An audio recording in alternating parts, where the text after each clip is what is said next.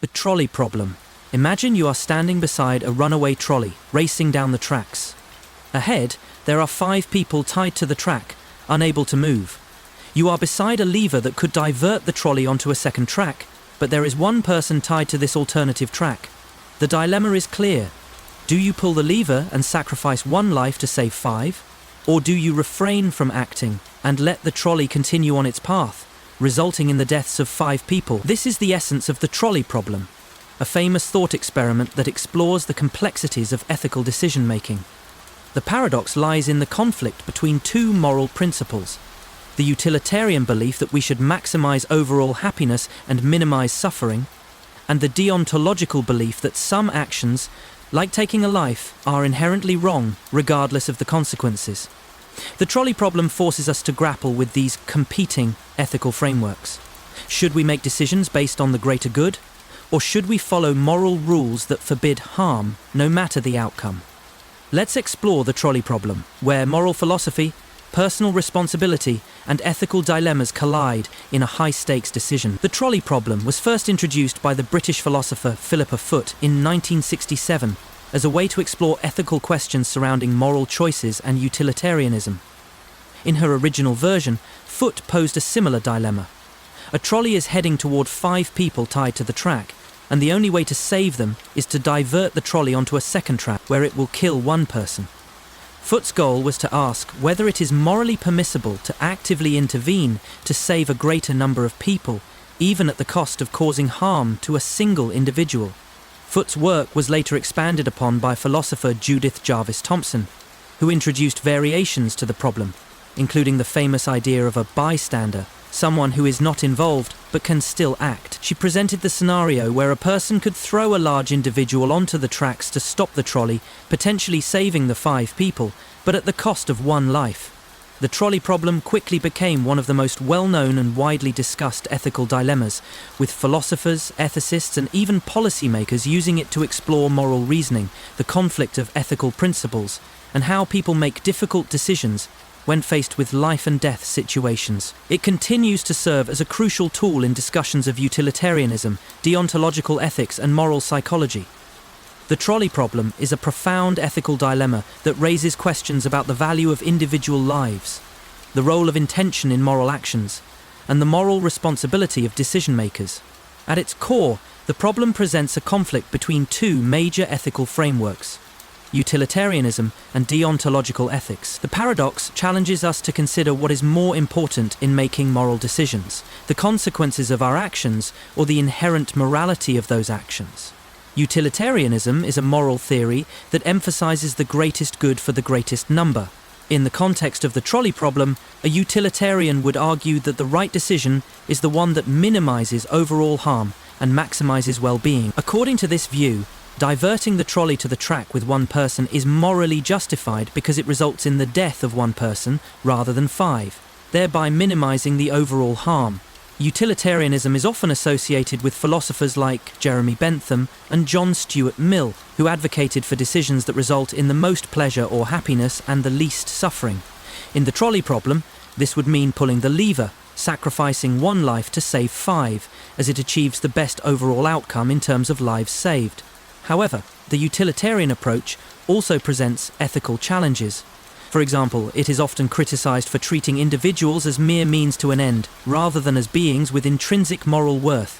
By focusing only on the overall result, utilitarianism may justify actions that seem morally wrong, such as sacrificing 1 innocent life to save others, despite the moral cost of that sacrifice. In contrast, deontological ethics focuses on the rightness of actions themselves, rather than their outcomes. According to deontologists, some actions are morally wrong, regardless of their consequences.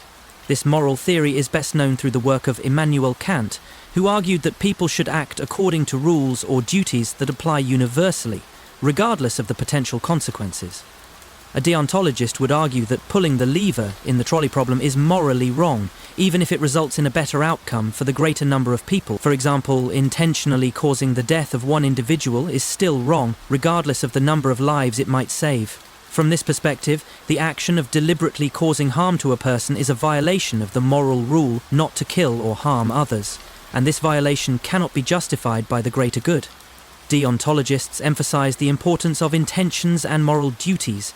The act of pulling the lever would be seen as morally problematic because it involves direct harm to an individual, even if the intention is to minimize harm overall. One popular variation of the trolley problem involves a bystander who is in a position to act but has no direct connection to the people on the tracks. In this scenario, the bystander could push a large individual onto the track to stop the trolley and save the 5 people. But this would also cause the death of the individual being pushed. This variation deepens the ethical challenge by introducing the moral agency of the bystander. Here, the bystander is actively involved in causing the death of an innocent person, which is a much more direct form of harm than simply pulling a lever. While a utilitarian might argue that saving the 5 lives justifies the action, a deontologist may find it even more morally troubling to actively sacrifice someone, as it directly involves an individual's bodily autonomy and right. The bystander variant introduces the idea of personal responsibility and asks whether it is morally acceptable to take direct action that leads to a person's death, even for a noble cause. It also raises questions about whether the action itself, rather than the outcome, should be the focus of moral analysis. Another variation of the trolley problem is the fat man variant, in which a large man is standing on a bridge above the trolley tracks. The bystander has the option of pushing the fat man onto the tracks, which will stop the trolley and save the 5 people. This variation brings us back to the tension between moral permissibility and moral duty. The decision to push someone to their death is much more personal than pulling a lever, and it raises questions about bodily harm, autonomy, and whether intending harm can ever be justified by greater benefits. In the fat man scenario, the act of push has been described by some philosophers as the line between acceptable moral sacrifice and unacceptable violence. While utilitarians may still lean toward pushing the man to save 5, deontologists are more likely to argue that this direct action is a violation of moral duties. One key aspect of the trolley problem is the distinction between actively causing harm and allowing harm. Deontologists argue that actively causing harm, such as pushing the fat man or pulling the lever, is morally worse than merely allowing harm to happen, such as not intervening when the trolley heads toward the 5 people. This distinction plays a significant role in ethical debates about the trolley problem, where some argue that allowing harm to occur may be morally acceptable in certain situations as long as there is no direct action to cause the harm. The concept of moral luck comes into play when discussing the trolley problem. Moral luck refers to the idea that an individual's moral responsibility may depend on factors beyond their control. For example, in some versions of the trolley problem, a decision maker might choose to pull the lever and thereby cause the death of one person, but the outcome could have been entirely different if they had chosen not to act. The luck of the situation, the chance that the trolley could have been diverted or that the person on the tracks could have moved, can affect the moral evaluation of the decision. Moral luck challenges the notion that individuals are always responsible for their actions in the way they may intend, especially when chance plays such a significant role in the outcome. The trolley problem also raises questions about personal responsibility in the context of systemic issues. In real-life situations, decisions like those in the trolley problem might be influenced by larger structural factors such as political systems, economic systems, and social institutions. This prompts the question, to what extent is the decision maker responsible for the outcomes, especially if they are influenced by external pressures? The decision maker in the trolley problem is faced with a heavy moral burden, forced to make a choice between life and death. Whether or not they pull the lever or push the fat man, they are responsible for a death. This decision highlights the moral weight of responsibility, especially when the outcomes are life-altering. One area where the trolley problem has been applied is in healthcare ethics, particularly in decisions about allocating resources. For example, if a healthcare worker must decide how to allocate a life-saving treatment to limited patients, the decision-making process mirrors the trolley problem. Should resources be allocated to save the greatest number of lives, utilitarian approach, or should the healthcare worker prioritize the individual needs of patients, deontological approach? The trolley problem has also been used to explore the ethics of autonomous vehicles. Self-driving cars may one day face situations where they must make decisions to either harm a pedestrian or harm the passengers in the car. The ethical questions raised by these situations are directly related to the moral decision-making dilemmas of the trolley problem, where the system must decide who will live and who will die. Ship of Theseus. Imagine the Ship of Theseus that over time has had every single one of its wooden planks replaced. After each replacement, the ship still seems to be the same ship. But what happens when you replace all the parts of the ship, one by one? Is it still the Ship of Theseus? Now, take it a step further. Imagine you collect all the old replaced planks and reassemble them into another ship. Which one is the real Ship of Theseus? The Ship of Theseus paradox challenges our understanding of identity and continuity. How do we define the identity of an object when its components change over time? Is it the materials that define the ship, or the form, or perhaps the concept of the ship? This paradox forces us to question how we understand the relationship between change and identity, an issue that is not only important in philosophy, but in everyday life, from personal identity to the nature of objects and even digital information. The Ship of Theseus serves as a profound lens through which we can explore the fundamental nature of continuity in a constantly changing world. The Ship of Theseus paradox has its origins in ancient Greek philosophy, where it was first posed by the Stoic philosopher Plutarch in his work Life of Theseus in the 1st century AD. The paradox centers around a ship that belonged to the Greek hero Theseus. Over time, as the ship decayed, its parts were replaced, one by one, with new ones. The question arose, if every part of the ship is replaced, is it still the same ship, or has it become something new? The paradox was originally a thought experiment meant to explore issues of identity and change. The idea was simple. As parts of the ship were replaced, the ship's continuity was called into question. Was it still Theseus' ship if none of its original parts remained? What if a new ship was made using the original planks? The Ship of Theseus has since become one of the most well-known philosophical paradoxes, especially in the context of discussions about personal identity, object persistence, and the nature of change. It challenges the concept of ontological identity, which deals with the nature of existence and persistence through time. Philosophers have used the paradox to explore the philosophy of objects, self-identity and continuity in both metaphysical and practical contexts. In modern times, the Ship of Theseus paradox has also been applied to discussions in technology, the internet, and artificial intelligence, where objects, identities, or systems can undergo continuous change or replacement without losing their essence. The Ship of Theseus paradox raises important philosophical questions about identity and continuity, how we define and recognize the identity of something that undergoes constant change. This paradox not only applies to material objects but also extends to concepts of personal identity and the nature of objects in a world where everything is in a state of flux. At the core of the Ship of Theseus paradox is the problem of identity over time. When we think of objects or people, we generally assume that their identity remains constant over time, even if their characteristics change.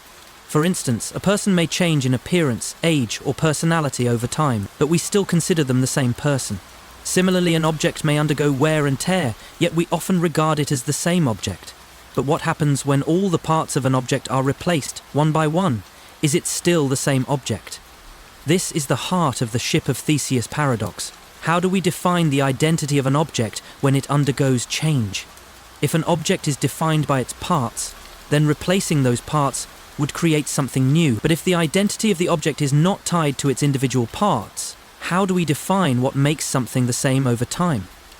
Philosophers have proposed several theories to explain how objects maintain their identity over time despite undergoing changes. The bundle theory. According to this theory, objects are a collection or bundle of properties. An object maintains its identity as long as its properties remain the same.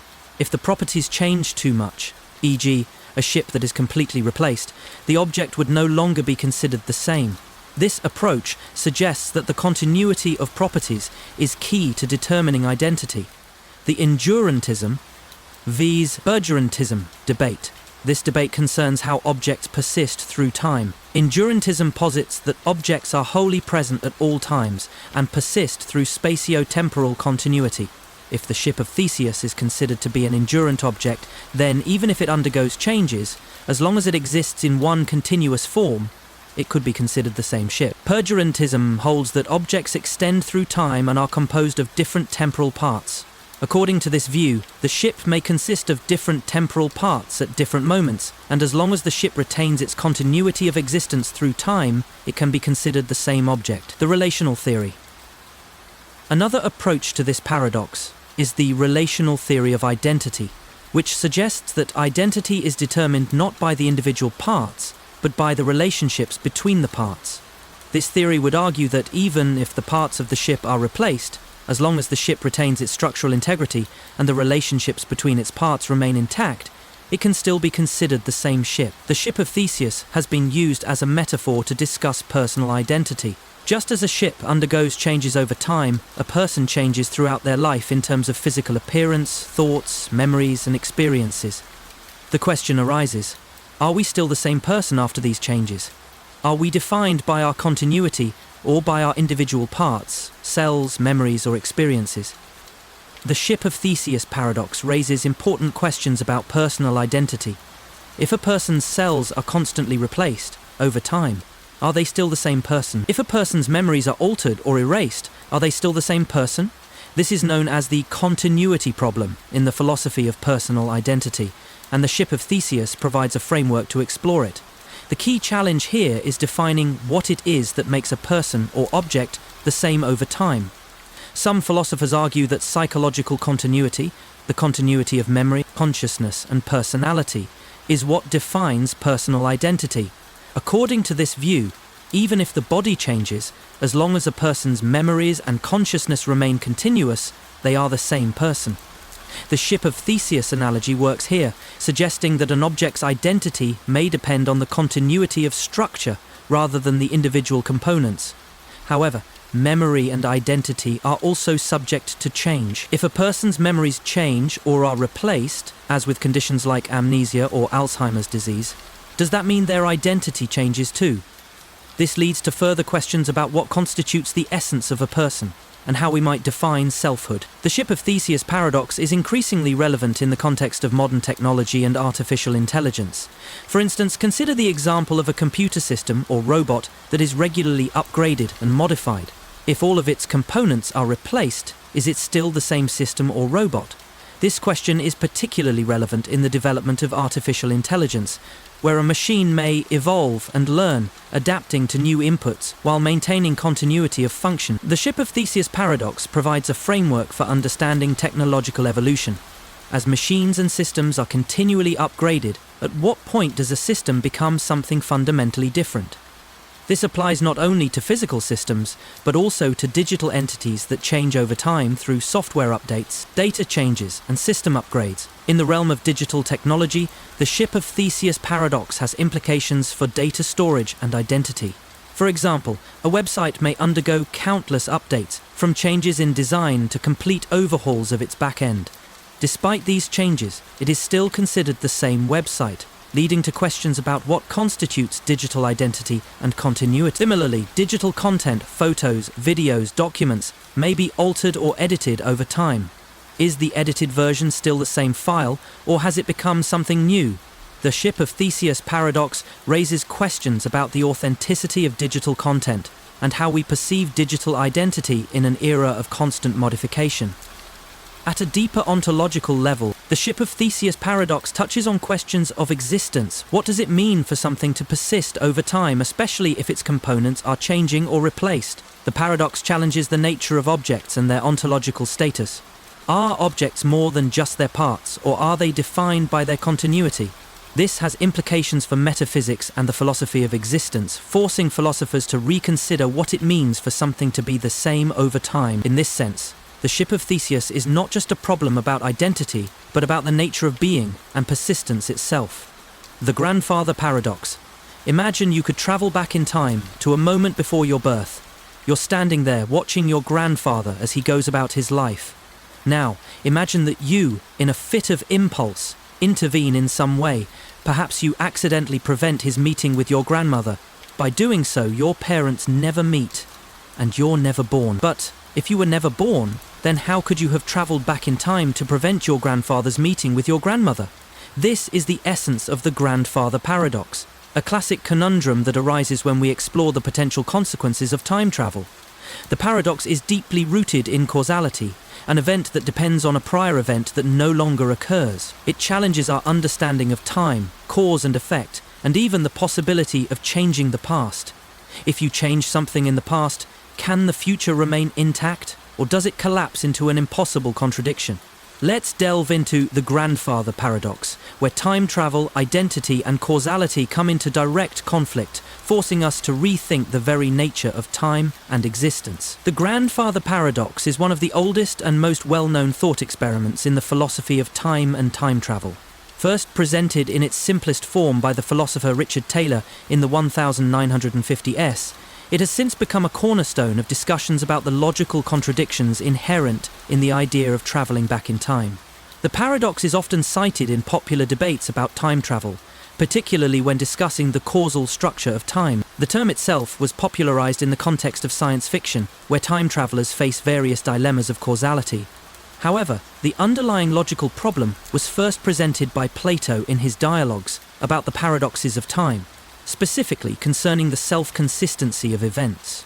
The classic scenario, as described in the grandfather paradox, highlights a causal loop that seems to be impossible to reconcile. Over time, philosophers and physicists have attempted to resolve the grandfather paradox by proposing various theories of time and time travel, such as the many worlds interpretation of quantum mechanics and self-consistent theories of closed time-like curves, CTCs. These theories suggest that if time travel is possible, the timeline might either remain unchanged through certain self-correcting mechanisms, or that any change to the past might create an alternate timeline or parallel universe where events play out differently.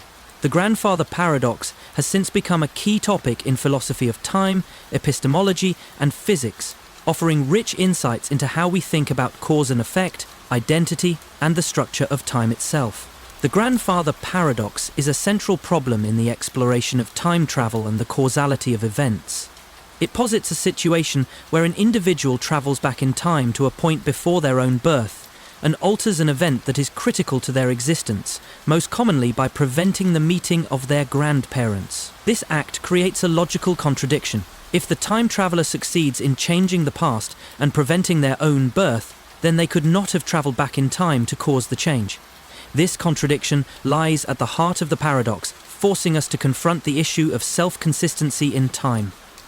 At the heart of the grandfather paradox is the concept of causality, the relationship between cause and effect. In a typical causal chain, one event leads to another in a linear, irreversible sequence. For example, if you eat breakfast in the morning, that action causes you to feel energized, which enables you to perform tasks throughout the day. Each event has a clear cause and a subsequent effect, forming a continuous chain of events. However, time travel presents a unique challenge to this model. When we introduce the idea of traveling to the past, we are essentially placing a new cause into the chain of events that has already occurred. The problem arises when the new cause contradicts the original cause, as in the case of the grandfather paradox. The question becomes, how can you travel back in time and alter the past without creating a logical inconsistency? In the case of the grandfather paradox, if you travel back in time and prevent your grandfather's marriage, you undermine the cause of your own birth. This causes a causal loop, where your birth and time travel are dependent on each other in an irreconcilable way. If you weren't born, how could you have existed to go back in time in the first place? One possible solution to the grandfather paradox comes from the theory of closed time-like curves, CTCs, which arises from general relativity. According to the theory, the fabric of space-time is not static, but can be curved by massive objects, such as stars or black holes. In certain circumstances, this curvature could create a closed loop in time, where an object or person could travel backward or forward in time without encountering any paradoxes. The idea behind CTCs is that time travel would not lead to contradictions because the timeline is self-consistent. In other words, any action taken in the past is already part of the timeline. In this scenario, if you were to travel back in time and prevent your grandfather from meeting your grandmother, the timeline would not allow you to actually change the past. Instead, the loop of time would ensure that events play out in such a way that your grandfather's marriage still occurs, maintaining the consistency of the timeline. This theory is supported by certain solutions to Einstein's field equations, which suggest that time loops are mathematically possible. However, the grandfather paradox remains an open problem in the philosophy of time, as it challenges our understanding of how time itself operates. Another possible solution to the grandfather paradox is the many worlds interpretation, MWI, of quantum mechanics. According to MWI, Every time a decision is made or an event occurs, the universe splits into multiple parallel universes, each representing a different possible outcome. This means that if you traveled back in time and prevented your grandfather from marrying your grandmother, a new universe would be created where you were never born, while the original timeline continues without any changes. This idea solves the grandfather paradox by suggesting that time travel does not affect the original timeline, but instead creates an alternate timeline, or parallel universe. In this view, the time traveler can alter the past, but only within the context of a separate universe. This provides a resolution to the paradox, as the act of preventing your grandfather's marriage in one universe does not erase the existence of the time traveler, as they simply exist in a new branch of time. However, the many worlds interpretation remains speculative and difficult to prove, as it challenges conventional views of determinism and reality. A third solution to the grandfather paradox is the Novikov self-consistency principle, which asserts that the laws of physics prevent any event from occurring that would lead to a contradiction in the timeline. According to this principle, if time travel were possible, the timeline would naturally self-correct to avoid logical inconsistencies. In the case of the grandfather paradox, the Novikov principle would suggest that you cannot actually prevent your grandfather's meeting with your grandmother, because doing so would create a logical contradiction in the timeline.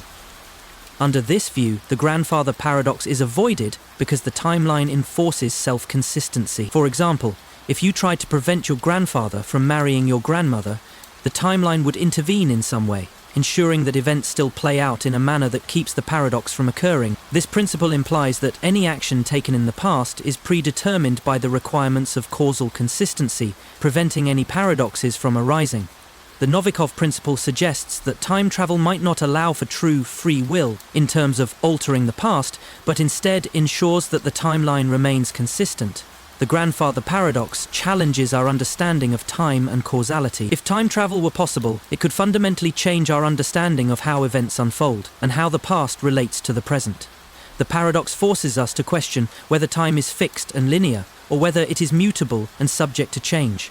One implication of the grandfather paradox is that causality, the idea that an event is caused by a prior event, may not be as straightforward as we once thought. If events in the past can be altered, then the cause-effect relationship between events becomes more complex. This forces us to consider whether time is deterministic or whether it allows for multiple possible futures. The grandfather paradox also raises questions about free will and determinism. If time travel allows us to change the past, does that mean we have the freedom to alter events, or are we bound by the constraints of the timeline? If the timeline is self-consistent or leads to the creation of multiple timelines, does that suggest that free will is an illusion and our actions are somehow constrained by a pre-existing pattern in time? The paradox suggests that time travel may force us to reconsider the nature of free will and determinism, particularly in relation to the idea that events may be predetermined by the structure of the universe. The grandfather paradox serves as a thought experiment that forces us to confront the limitations of our understanding of time, causality, and reality. While many solutions have been proposed to resolve the paradox, it remains an open question in the philosophy of time. The paradox challenges us to think critically about how time works and whether time travel is even possible without leading to logical contradictions. Whether or not time travel will ever be possible, the grandfather paradox highlights the complexities involved in attempting to manipulate the flow of time.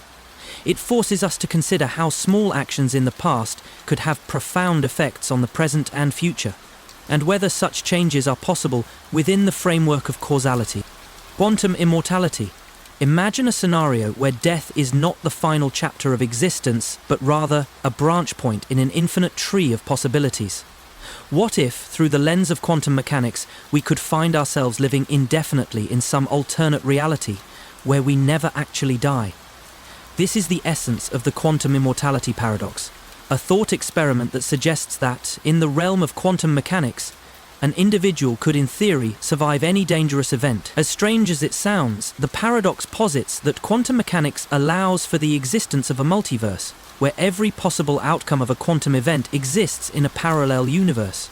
If true, the paradox suggests that, in the infinite number of universes, one version of you would always survive, meaning that you could live forever in these alternate realities. But what does this mean for our understanding of life, death, and consciousness? If there is always a version of you that survives, can we truly ever die? The quantum immortality paradox forces us to reconsider the nature of existence and the role that quantum physics plays in defining the limits of consciousness. Let's explore this mind-bending paradox where death, quantum mechanics and consciousness collide. The quantum immortality paradox is based on the ideas surrounding quantum mechanics and the many worlds interpretation, MWI, of quantum physics, which was first proposed by physicist Hugh Everett in 1957. According to MWI, every possible outcome of a quantum event exists in its own parallel universe or branch of reality. This interpretation suggests that reality splits into multiple versions, each corresponding to a different outcome of a quantum event. The quantum immortality paradox emerged in the context of MWI in the 1980s and 1990s, when it was applied to the concept of death.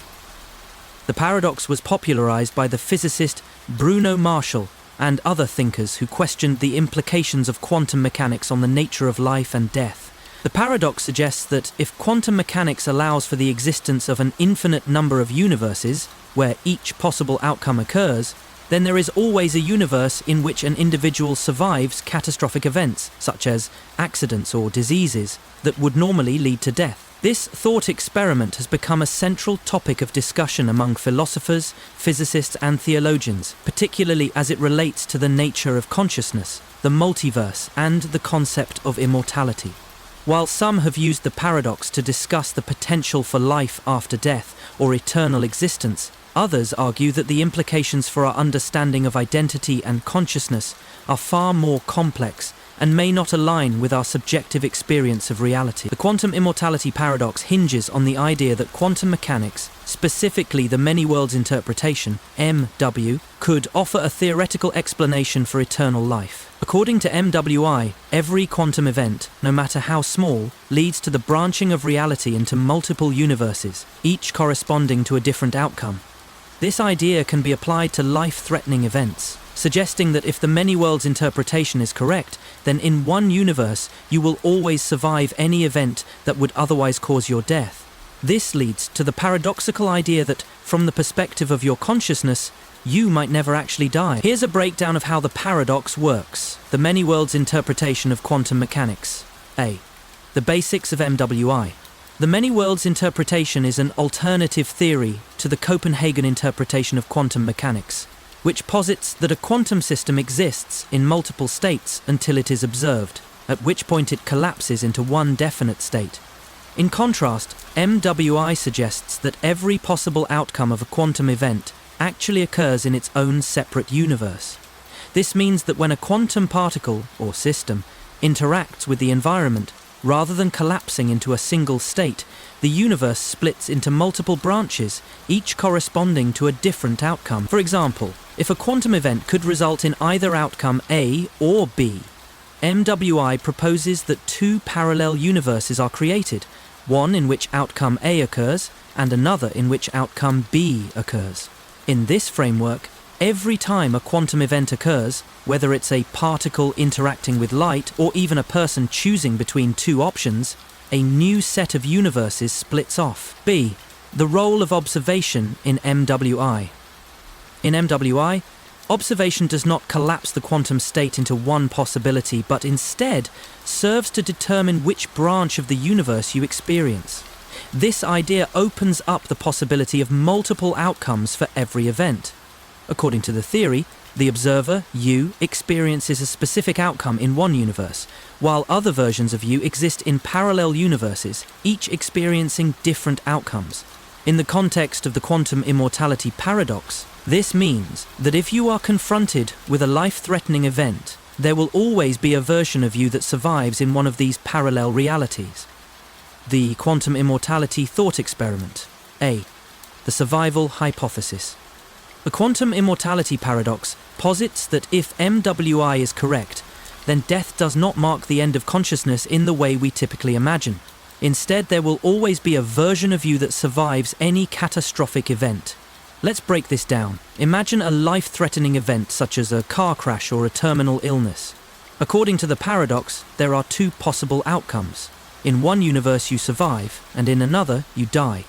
In the universe where you survive, your consciousness continues and you experience life after the event. As a result, the self-aware version of you, the one that experiences conscious awareness, never actually experiences death.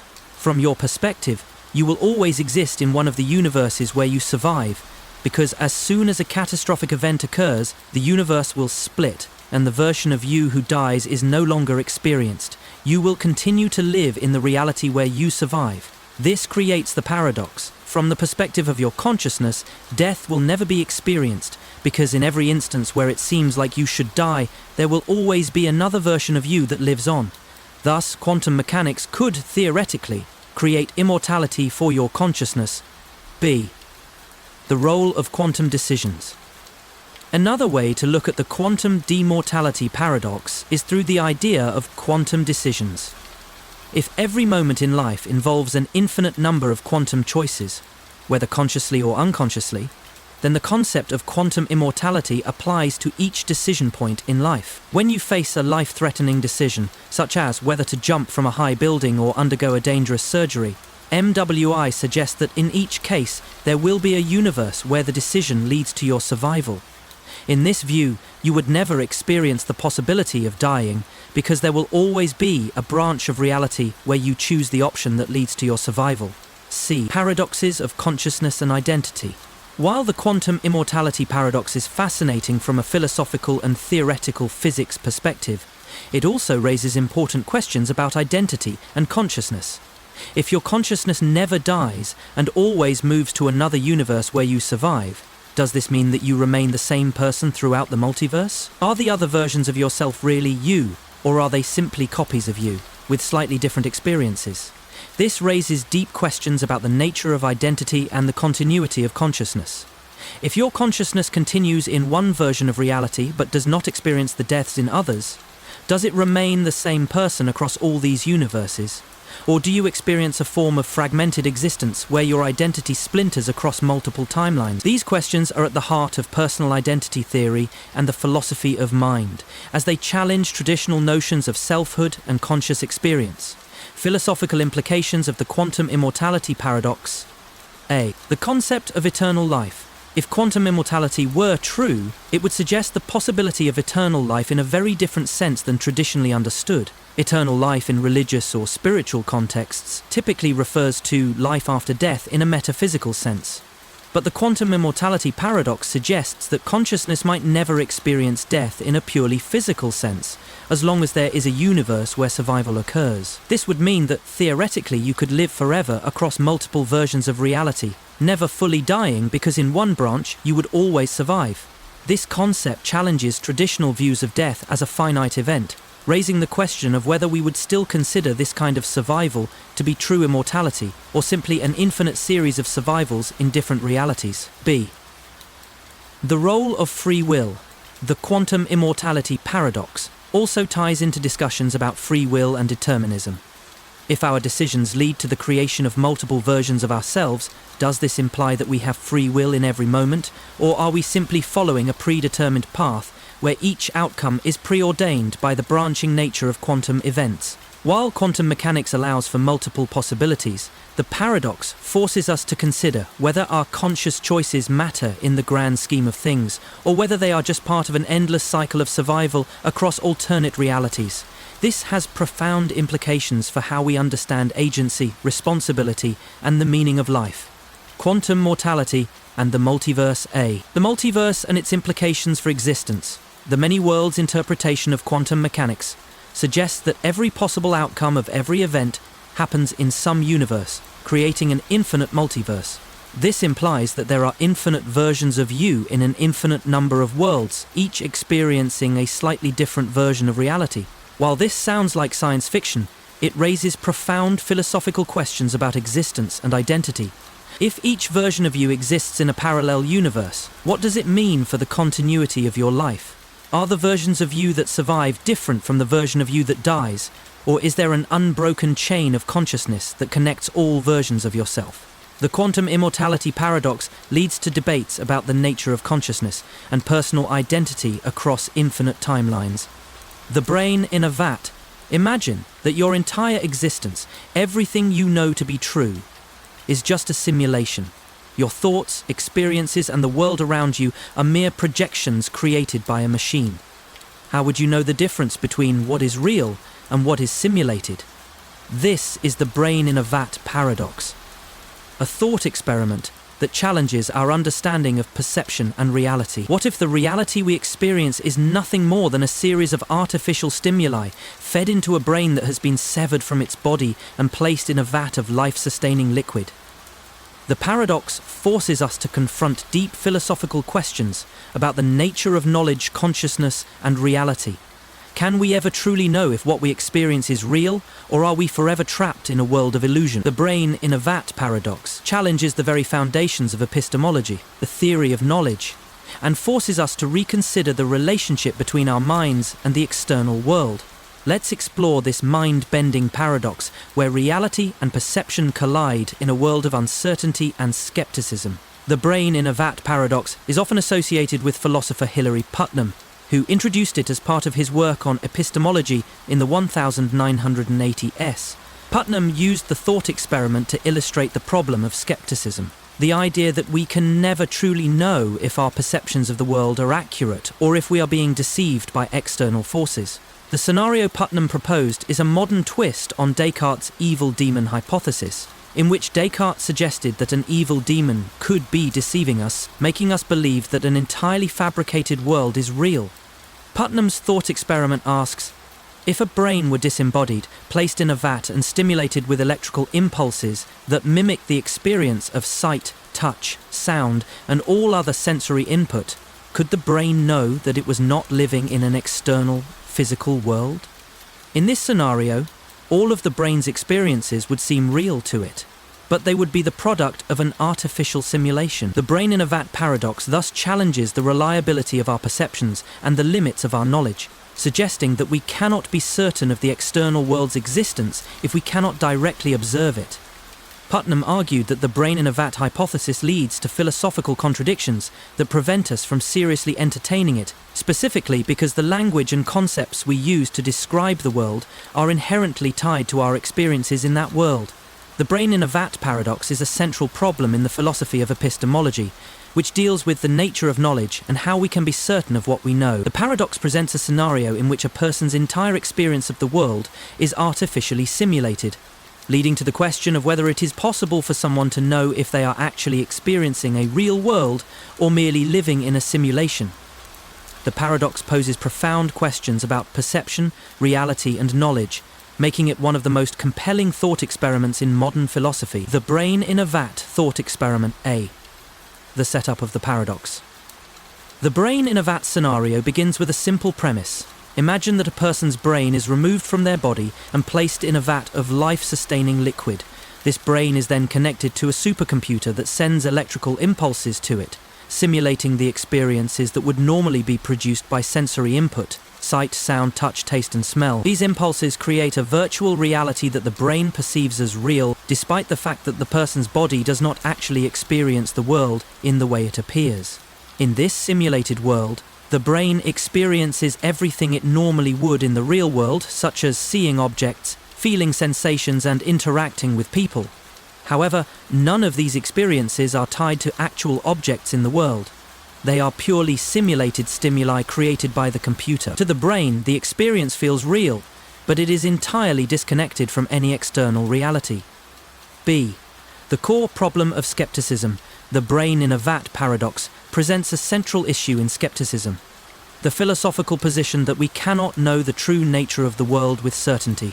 If our experiences of the world are solely the product of artificial stimulation, how can we ever be sure that what we perceive is the actual world and not just a simulation? This question is a modern variation of the ancient skeptical problem posed by René Descartes in the 17th century. Descartes famously argued that we can doubt everything we know, even the existence of the external world, because it is possible that a malevolent demon could be deceiving us, causing us to believe in a false reality.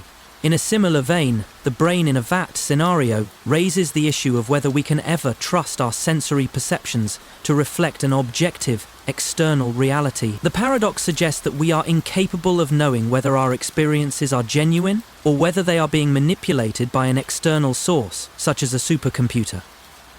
The problem of external reality. A. How can we know what's real? One of the central implications of the brain in a vat paradox is the idea that knowledge of the world is inherently tied to our perception of it. We rely on our senses to gather information about the external world, yet these senses can be easily deceived or manipulated by an external force. If we are unable to distinguish between real experiences and simulated ones, can we ever truly know that our perceptions are accurate? If we are living in a simulation, how can we know anything beyond what is presented to us? This question is not just theoretical. It has real-world implications for epistemology, science, and technology. For example, consider the advancement of virtual reality (VR) technology, which can create extremely realistic simulations of the world. While VR may not yet be as convincing as the brain in a vat scenario, it raises important questions about the nature of reality and the limits of human perception. How can we be sure that the experiences we have through technology are any less real than those we have in the physical world? B. The limits of human knowledge. The brain in a vat scenario emphasizes the limits of human knowledge. If all we can rely on are our sensory perceptions, and if those perceptions can be manipulated, then how can we be certain of anything about the world? This line of questioning leads to a broader issue in epistemology. How can we know what we know? Can we trust that the external world exists in any way beyond the simulated experience we have of it? Putnam's contribution to the brain in a vat paradox lies in his challenge to this skeptical view. He argued that if a brain were to be placed in a vat and connected to a computer, it would not be able to use its conceptual language, which it has learnt through interaction with the world, to describe its environment, because its experiences are entirely simulated. For instance, it would be unable to meaningfully refer to objects like trees, water, or chairs, because these concepts are derived from actual physical experiences. In this way, Putnam's version of the paradox challenges the idea that a person can have knowledge of the world without the necessary connection to an external reality. Putnam's response. The impossibility of the brain in a vat hypothesis. A. The semantic argument. Hilary Putnam, in his work on the brain in a vat thought experiment, introduced a semantic argument to show that the scenario could not be true. Putnam argued that if a brain were placed in a vat and fed simulated experiences, it could not have meaningful knowledge of those experiences because its language, its concepts, would be misaligned with the reality it perceives. In other words, even though the brain would have experiences that felt real, the words it used to describe them, like tree or sky, would not correspond to any actual objects in the external world. Putnam's point was that our conceptual framework for understanding the world is grounded in our interaction with it. When we use words like tree, we are not just talking about an abstract concept, we are referring to a real physical object that we have seen, touched, and interacted with in the world. The brain in a vat, however, could never have such direct interaction with the world and thus could never fully grasp the meaning of the words it uses. This challenges the brain in a vat scenario by asserting that language is inherently tied to actual experience, and without that connection, the brain would not be able to form coherent or truthful knowledge about its environment. The connection between perception and reality. A. The nature of perception. The brain in a vat paradox is ultimately a meditation on the nature of perception and reality. Are our perceptions enough to constitute knowledge, or must they be grounded in some objective reality? Can we be certain that our perceptions accurately reflect the world as it really is, or are we always living in a simulation of some kind? One possible answer to this paradox is that perception alone is not sufficient to establish knowledge. Instead, knowledge requires an interaction with the external world that grounds our experiences in something real. This is one of the key ideas behind empiricism, the philosophical view that knowledge is derived from sensory experience. According to empiricists, in order for us to have knowledge, there must be a connection between our perceptions and an external reality that exists independently of our minds. Philosophical implications and modern perspectives. A. Impact on modern epistemology. The brain in a vat paradox continues to be a topic of discussion in contemporary epistemology, especially in debates about skepticism, simulation theory, and virtual reality. Modern philosophers and scientists have drawn connections between this paradox and the idea that virtual reality technologies may one day make it impossible to distinguish between actual and simulated experiences. As VR technology advances, the questions raised by the brain in a vat thought experiment become increasingly relevant. B. Simulation theory and contemporary philosophical views. The rise of simulation theory, popularized by philosophers like Nick Bostrom, has further brought the brain in a vat paradox into the mainstream. Simulation theory posits that it is possible that we are all living in a computer-generated reality similar to the Matrix. The question remains, if our experiences are entirely simulated, does that mean they are any less real than the world we assume exists outside of our consciousness? The simulation hypothesis paradox. What if everything you see, feel, and experience, your thoughts, your emotions, the very world around you, is not real? What if you're living in a computer-generated simulation created by an advanced civilization or even by your future self? This is the essence of the simulation hypothesis. The idea that all of human experience is artificially generated by some form of intelligent system, making our reality no more real than a highly sophisticated video game. But how would we ever know the difference between real life and a simulation? Could the technology of the future create simulations so advanced that they would be indistinguishable from reality? The simulation hypothesis has sparked fascinating debates in the worlds of philosophy, science fiction, and theoretical physics. Some say that we are already living inside such a simulation, while others believe that we are on the brink of creating these simulations ourselves. The paradox lies in the fact that, if we are indeed living in a simulation, it raises profound questions about the nature of existence, consciousness, and reality. Are we the creators or the creations? Let's explore the simulation hypothesis, where the boundaries of reality, technology, and philosophy collide in an intriguing and mind-bending scenario. The simulation hypothesis has its origins in both philosophical thought and modern technological advancements.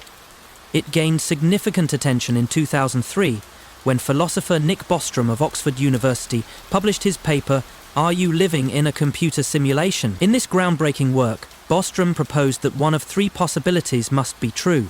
Humanity will go extinct before reaching a level of technology capable of creating highly realistic simulations of reality. Highly advanced civilizations are unwilling to create such simulations due to ethical concerns or the risk of overpopulation. We are already living in a simulation created by an advanced civilization, perhaps as an experiment or for entertainment purposes. Bostrom's work was built on earlier philosophical discussions, including René Descartes' Meditations on First Philosophy, 1641, where Descartes considered the possibility that our perceptions might be deceived by a malicious demon. This idea was later explored in science fiction, most famously in Philip K. Dick's novels and the 1999 film The Matrix, which depicted a world where humans unknowingly live in a simulated reality controlled by machines. Today, the simulation hypothesis is a subject of active debate not only among philosophers, but also in science and technology circles, particularly in the context of artificial intelligence, quantum computing, and virtual reality. It raises critical questions about the nature of reality, the potential for technological advancements, and the ethical implications of creating and controlling simulated worlds. The simulation hypothesis suggests that the reality we experience is not an inherent physical one, but rather a programmed simulation designed by an external intelligence, likely more technologically advanced than us. This idea challenges our fundamental understanding of existence, consciousness, and the concept of what is real. Let's break down the paradox and explore the various facets of this mind-bending theory. At the core of the simulation hypothesis is the concept of a simulation, a virtual world that mimics the real world, allowing artificially created entities to interact with it in a way that seems completely natural. Just like a video game or virtual reality environment, a simulation operates based on a set of programmed rules, yet it appears indistinguishable from reality to those experiencing it. If we are living in a simulation, it would mean that everything we experience, from the objects we interact with to the emotions we feel, is a result of programming by some higher intelligence. This could extend to every part of the world we perceive, from the laws of physics to the structure of the universe itself. For the simulation hypothesis to be plausible, the technology required to create a simulation of our world must be advanced enough to simulate consciousness itself. This would involve the processing power to recreate sensory experiences, touch, sight, sound, etc., and the ability to generate complex environments that behave according to known physical laws. One possible model for such a simulation could be quantum computing, which has the potential to simulate complex systems on a scale far beyond what current computers can achieve. Quantum mechanics suggests that the universe operates at a fundamental level based on probabilities, which could, in theory, allow a sufficiently advanced system to simulate the universe's fundamental properties. A central question in the simulation hypothesis is the nature of consciousness. If we are living in a simulation, we would also be simulated beings with simulated conscious experiences. How can artificial consciousness be created, and what would it mean for us as sentient beings to exist within a simulation? The simulation would need to reproduce not just the physical world, but also the internal experiences of its inhabitants, thoughts, feelings, and perceptions. It would have to simulate consciousness itself, possibly using artificial intelligence or advanced algorithms designed to mimic human cognition. But if we experience these thoughts as real, does it even matter whether they are simulated? The phenomenology of consciousness, the personal experience of what it feels like to exist, would likely feel exactly the same as in a non-simulated world, leading to the simulation argument that there is no fundamental difference between a simulated experience and a real one. The simulation hypothesis can trace some of its roots back to René Descartes, who pondered the nature of reality in his famous Meditations on First Philosophy, 1641. Descartes considered the possibility that everything he perceived was the result of an evil demon or a malicious entity deceiving him. In his meditation, Descartes suggested that our perceptions of the world might not be real at all, but could be artificially generated to create a false sense of reality. This idea resonates with the simulation hypothesis, where, instead of a malicious demon, the deceiver is an advanced computer system capable of creating a completely artificial world. Like Descartes' demon, the creators of the simulation would control what we perceive as reality. Another philosophical antecedent to the simulation hypothesis is Plato's allegory of the cave from his work The Republic. In this allegory, prisoners are chained in a cave and can only see shadows cast on the wall in front of them. These shadows represent their entire understanding of the world, but they are only a pale imitation of the true reality outside the cave. The cave allegory can be viewed as a metaphor for living in a simulated world. Just as the prisoners mistake the shadows for reality, we may be living in a simulation, mistaking our artificially created experiences for the true nature of reality. Like the prisoners in the cave, we may never know the true world outside the simulation unless we find a way to escape or perceive the system that creates our world. In 2003, philosopher Nick Bostrom proposed the simulation argument, which argues that one of three possibilities must be true. Human civilization will go extinct before achieving the technological capability to create simulations of conscious beings. Advanced civilizations that could create such simulations are not interested in doing so due to ethical concerns or other reasons. We are already living in a simulation. Bostrom's argument is based on the assumption that advanced civilizations will eventually develop the technology to create highly detailed simulations. If this is true, the number of simulated beings will vastly outnumber real beings, making it statistically likely that we are among the simulated ones. The concept of the technological singularity, which suggests that artificial intelligence will eventually surpass human intelligence, is closely linked to the simulation hypothesis. If AI advances to a point where it can create realistic simulations of consciousness, we may one day live in a world created by a superintelligent system. This creates the possibility of simulated realities existing on a massive scale, creating a reality where the lines between the real and the artificial are indistinguishable. One of the most profound aspects of the simulation hypothesis is the question of how we would ever prove that we are living in a simulation.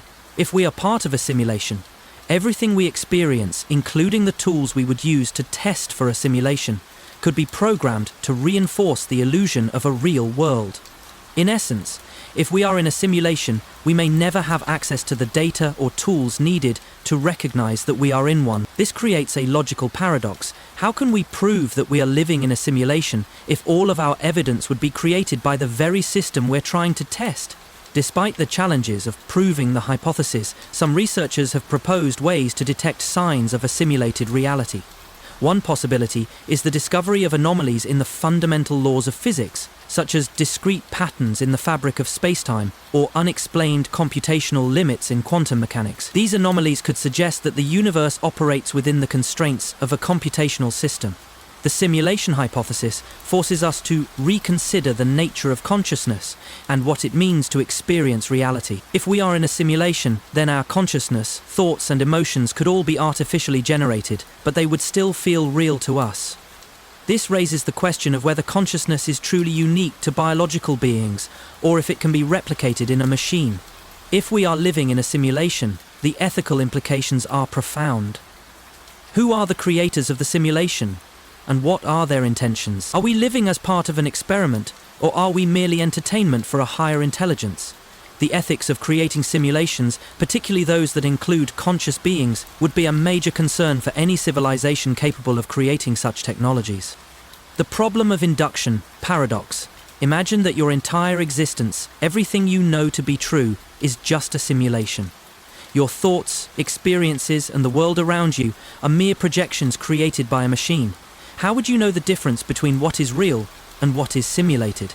This is the brain in a vat paradox, a thought experiment that challenges our understanding of perception and reality. What if the reality we experience is nothing more than a series of artificial stimuli, fed into a brain that has been severed from its body and placed in a vat of life-sustaining liquid? The paradox forces us to confront deep philosophical questions about the nature of knowledge, consciousness, and reality. Can we ever truly know if what we experience is real, or are we forever trapped in a world of illusion? The brain in a vat paradox challenges the very foundations of epistemology, the theory of knowledge, and forces us to reconsider the relationship between our minds and the external world. Let's explore this mind-bending paradox, where reality and perception collide in a world of uncertainty and skepticism. The brain in a vat paradox is often associated with philosopher Hilary Putnam, who introduced it as part of his work on epistemology in the 1986. Putnam used the thought experiment to illustrate the problem of skepticism, the idea that we can never truly know if our perceptions of the world are accurate or if we are being deceived by external forces. The scenario Putnam proposed is a modern twist on Descartes' evil demon hypothesis, in which Descartes suggested that an evil demon could be deceiving us, making us believe that an entirely fabricated world is real. Putnam's thought experiment asks, if a brain were disembodied, placed in a vat and stimulated with electrical impulses that mimic the experience of sight, touch, sound, and all other sensory input, could the brain know that it was not living in an external physical world? In this scenario, all of the brain's experiences would seem real to it, but they would be the product of an artificial simulation. The brain in a vat paradox thus challenges the reliability of our perceptions and the limits of our knowledge, suggesting that we cannot be certain of the external world's existence if we cannot directly observe it. Putnam argued that the brain in a vat hypothesis leads to philosophical contradictions that prevent us from seriously entertaining it, specifically because the language and concepts we use to describe the world are inherently tied to our experiences in that world. The brain in a vat paradox is a central problem in the philosophy of epistemology, which deals with the nature of knowledge and how we can be certain of what we know. The paradox presents a scenario in which a person's entire experience of the world is artificially simulated, leading to the question of whether it is possible for someone to know if they are actually experiencing a real world or merely living in a simulation.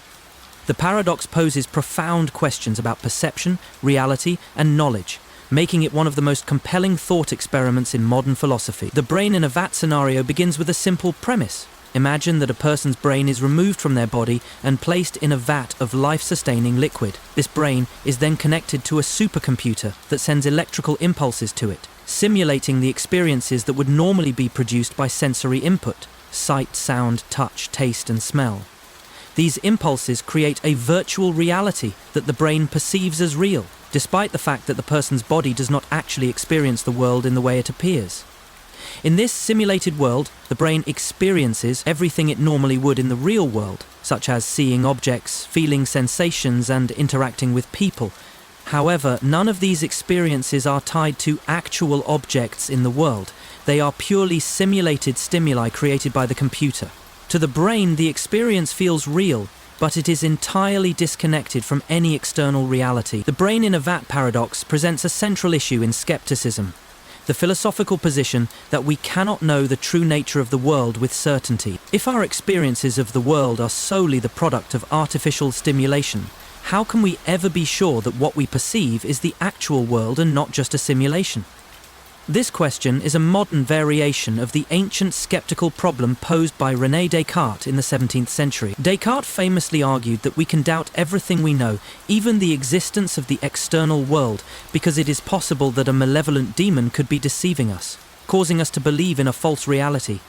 In a similar vein, the brain in a vat scenario raises the issue of whether we can ever trust our sensory perceptions to reflect an objective, external reality. The paradox suggests that we are incapable of knowing whether our experiences are genuine or whether they are being manipulated by an external source, such as a supercomputer. One of the central implications of the brain in a vat paradox is the idea that knowledge of the world is inherently tied to our perception of it.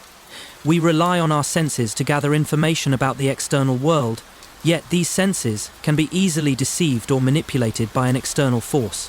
If we are unable to distinguish between real experiences and simulated ones, can we ever truly know that our perceptions are accurate? If we are living in a simulation, how can we know anything beyond what is presented to us?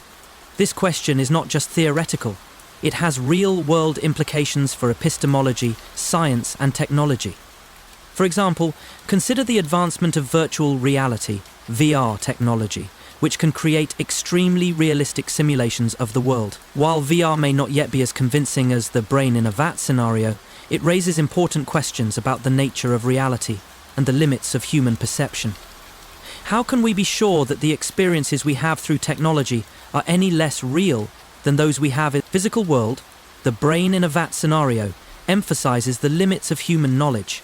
If all we can rely on are our sensory perceptions, and if those perceptions can be manipulated, then how can we be certain of anything about the world? This line of questioning leads to a broader issue in epistemology. How can we know what we know? Can we trust that the external world exists in any way beyond the simulated experience we have of it? Putnam's contribution to the brain in a vat paradox lies in his challenge to this skeptical view.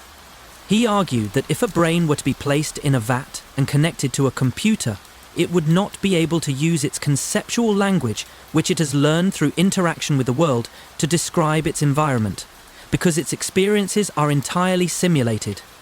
For instance, it would be unable to meaningfully refer to objects like trees, water, or chairs, because these concepts are derived from actual, physical experiences. In this way, Putnam's version of the paradox challenges the idea that a person can have knowledge of the world without the necessary connection to an external reality. Hilary Putnam, in his work on the brain in a vat thought experiment, introduced a semantic argument to show that the scenario could not be true. Putnam argued that if a brain were placed in a vat and fed simulated experiences, it could not have meaningful knowledge of those experiences because its language, its concepts, would be misaligned with the reality it perceives.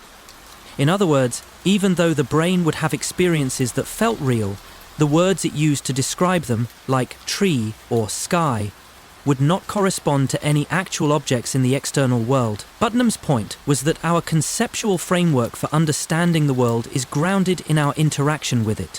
When we use words like tree, we are not just talking about an abstract concept, we are referring to a real physical object that we have seen, touched, and interacted with in the world. The brain in a vat, however, could never have such direct interaction with the world, and thus could never fully grasp the meaning of the words it uses. This challenges the brain in a vat scenario by asserting that language is inherently tied to actual experience, and without that connection, the brain would not be able to form coherent or truthful knowledge about its environment. The brain in a vat paradox is ultimately a meditation on the nature of perception and reality. Are our perceptions enough to constitute knowledge, or must they be grounded in some objective reality? Can we be certain that our perceptions accurately reflect the world as it really is, or are we always living in a simulation of some kind? One possible answer to this paradox is that perception alone is not sufficient to establish knowledge. Instead, knowledge requires an interaction with the external world that grounds our experiences in something real. This is one of the key ideas behind empiricism, the philosophical view that knowledge is derived from sensory experience. According to empiricists, in order for us to have knowledge, there must be a connection between our perceptions and an external reality that exists independently of our minds. The brain in a vat paradox continues to be a topic of discussion in contemporary epistemology, especially in debates about skepticism, simulation theory, and virtual reality. Modern philosophers and scientists have drawn connections between this paradox and the idea that virtual reality technologies may one day make it impossible to distinguish between actual and simulated experiences. As VR technology advances, the questions raised by the brain in a vat thought experiment become increasingly relevant. The rise of simulation theory, popularized by philosophers like Nick Bostrom, has further brought the brain in a vat paradox into the mainstream. Simulation theory posits that it is possible that we are all living in a computer-generated reality, similar to the Matrix. The question remains, if our experiences are entirely simulated, does that mean they are any less real than the world we assume exists outside of our consciousness? Zeno's paradoxes. Imagine you have an old, reliable coffee machine. Every morning for years it brews your coffee perfectly, without fail.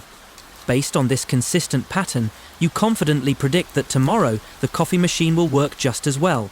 But what if it doesn't? This is the problem of induction patterns. The idea that while we often predict future events based on past patterns, this method of reasoning may be fundamentally flawed. The paradox lies in the fact that past observations can never guarantee future outcomes. Just because something has happened consistently in the past doesn't necessarily mean it will happen again.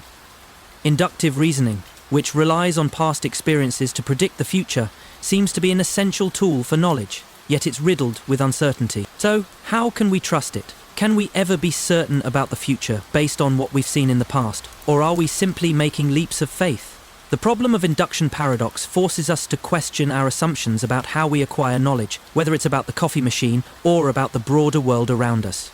Let's dive into this paradox and explore how inductive reasoning shapes our understanding of the world and why it might not be as reliable as we think. The problem of induction has deep philosophical roots, dating back to the 18th century, when the philosopher David Hume first articulated the paradox. In his work, An Inquiry Concerning Human Understanding, 1748, Hume questioned the validity of inductive reasoning, which is the process of drawing general conclusions from specific observations. According to Hume, while humans regularly rely on inductive reasoning, believing that the future will resemble the past, this reasoning has no logical basis. For example, just because the sun has risen every day in recorded history doesn't logically guarantee that it will rise tomorrow. Hume argued that inductive inferences are not grounded in rational justification, but are instead based on habit or custom, a psychological tendency to expect future events to follow the patterns we've observed in the past. Hume's skepticism about induction led to a widespread debate about knowledge, certainty, and the limitations of reasoning. Immanuel Kant, in his Critique of Pure Reason, 1781, attempted to address the problem by proposing that a priori knowledge, knowledge independent of experience, could justify some inductive conclusions. However, the problem persisted in the philosophy of science, especially as Karl Popper advanced his falsifiability theory in the 20th century, arguing that scientific theories could never be proven by induction, only falsified by contradictory evidence. Today, the problem of induction remains a central issue in epistemology, philosophy of science, and logic, as it highlights the tension between empirical knowledge and logical certainty. The paradox continues to challenge our understanding of how we can justifiably predict the future or trust past experiences as a reliable guide to the future. The problem of induction. Paradox is one of the most enduring philosophical dilemmas, revealing a fundamental issue with the way humans acquire knowledge. It challenges our confidence in the reliability of inductive reasoning. which is central not only to scientific and empirical investigation, but also to everyday life. Despite the apparent success of induction in helping us navigate the world, Hume's paradox forces us to confront the possibility that inductive inferences may be unjustified.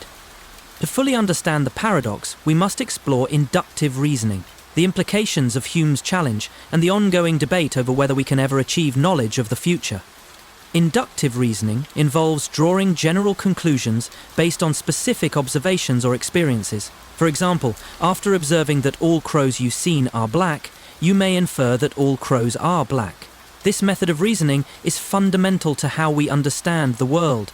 It is how we predict the future, learn from experience, and build knowledge about our environment. In contrast to deductive reasoning, where conclusions are guaranteed to be true if the premises are true, all humans are mortal, Socrates is a human, therefore Socrates is mortal, inductive reasoning does not provide certainty. Instead, it offers probability.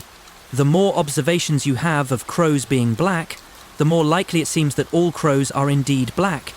But there's always a possibility that a non-black crow will be discovered, undermining the conclusion. Inductive reasoning underpins much of scientific inquiry. The scientific method itself is based on observing phenomena, forming hypotheses, testing those hypotheses through experiments, and drawing conclusions from the resulting data. However, scientific theories are not proven by inductive reasoning. They are supported by evidence that suggests they are likely true.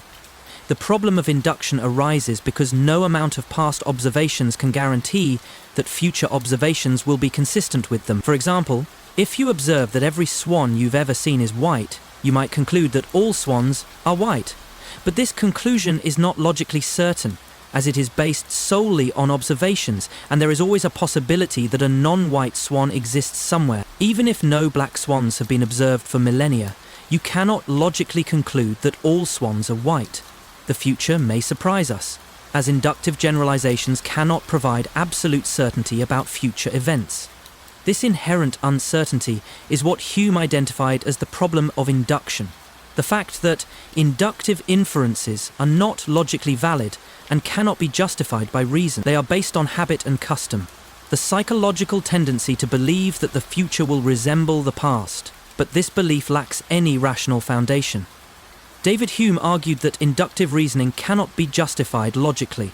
For Hume, the very nature of induction is problematic because it relies on the assumption that the future will be like the past. Yet this assumption itself is based on inductive reasoning. If we use induction to justify induction, we fall into a circular reasoning trap. For example, consider the belief that the sun will rise tomorrow. This belief is based on past experiences of the sun rising every day, but this experience cannot prove that the sun will rise tomorrow. We have no logical basis for the assumption that past patterns will necessarily continue. Just because something has happened in the past does not guarantee it will happen in the future. Hume pointed out that this assumption is an act of faith or habit rather than a rational deduction. Hume also challenged the idea of causality as it is used in induction. He argued that we cannot directly observe the causal relationship between events, only the sequence of events. For example, when we observe that flames cause heat, we are not directly perceiving the cause, the flames, in the heat, the effect. Instead, we see that one event follows another. This leads to the problem of inductive inferences. Even if an event consistently follows another, we cannot infer that one causes the other with absolute certainty. Thus, the problem of induction undermines the idea that we can make confident predictions about the future based on past events. Causality, as we experience it, may be habitual, not based on logical proof. The problem of induction presents a challenge to the way humans gather knowledge. It suggests that the scientific method, which relies heavily on inductive reasoning, cannot provide absolute certainty about the future. No matter how many times we observe the sun rising or the crows being black, we cannot logically justify the conclusion that the sun will rise again tomorrow or that all crows are black. Inductive reasoning relies on assumptions and expectations, but these assumptions are not grounded in logical certainty. Despite Hume's skepticism about induction, empirical evidence continues to play a central role in scientific inquiry. Scientists use past observations and experimental data to form hypotheses and theories, but they acknowledge that these conclusions are always subject to falsification. In this context, the problem of induction does not render inductive reasoning useless, but it reveals its limitations. Scientists recognize that hypotheses and theories are never definitively proven by induction. They are merely supported by evidence. The philosophers have proposed several potential solutions to the problem of induction. One common approach is the pragmatic solution, which acknowledges the limits of induction but argues that it is necessary for making predictions and guiding action. In this view, while inductive reasoning may never be logically justified, it is a pragmatic necessity for navigating the world. For example, even if we cannot logically justify that the sun will rise tomorrow, it is still rational to believe that it will, based on past experience. Induction provides the most practical and useful way of making decisions in the absence of perfect certainty. Philosopher Karl Popper offered an alternative to induction with his theory of falsifiability. According to Popper, scientific theories should not be proven by induction, but should be considered valid only if they are testable and falsifiable. A theory is scientific if it can be shown to be false by empirical evidence. This view emphasizes the importance of disproving rather than proving theories. Popper's approach challenges the inductive foundation of science, arguing that scientific theories cannot be conclusively proven by past observations. Instead, they can only be tested by trying to falsify them through experimentation. While this approach doesn't solve the problem of induction entirely, it offers a way forward in scientific reasoning. The problem of induction has important implications for the philosophy of science and epistemology. It forces us to confront the limits of scientific reasoning and the uncertainty inherent in any process that involves predicting future events based on past observations. The problem also emphasizes the role of uncertainty in human knowledge and decision-making.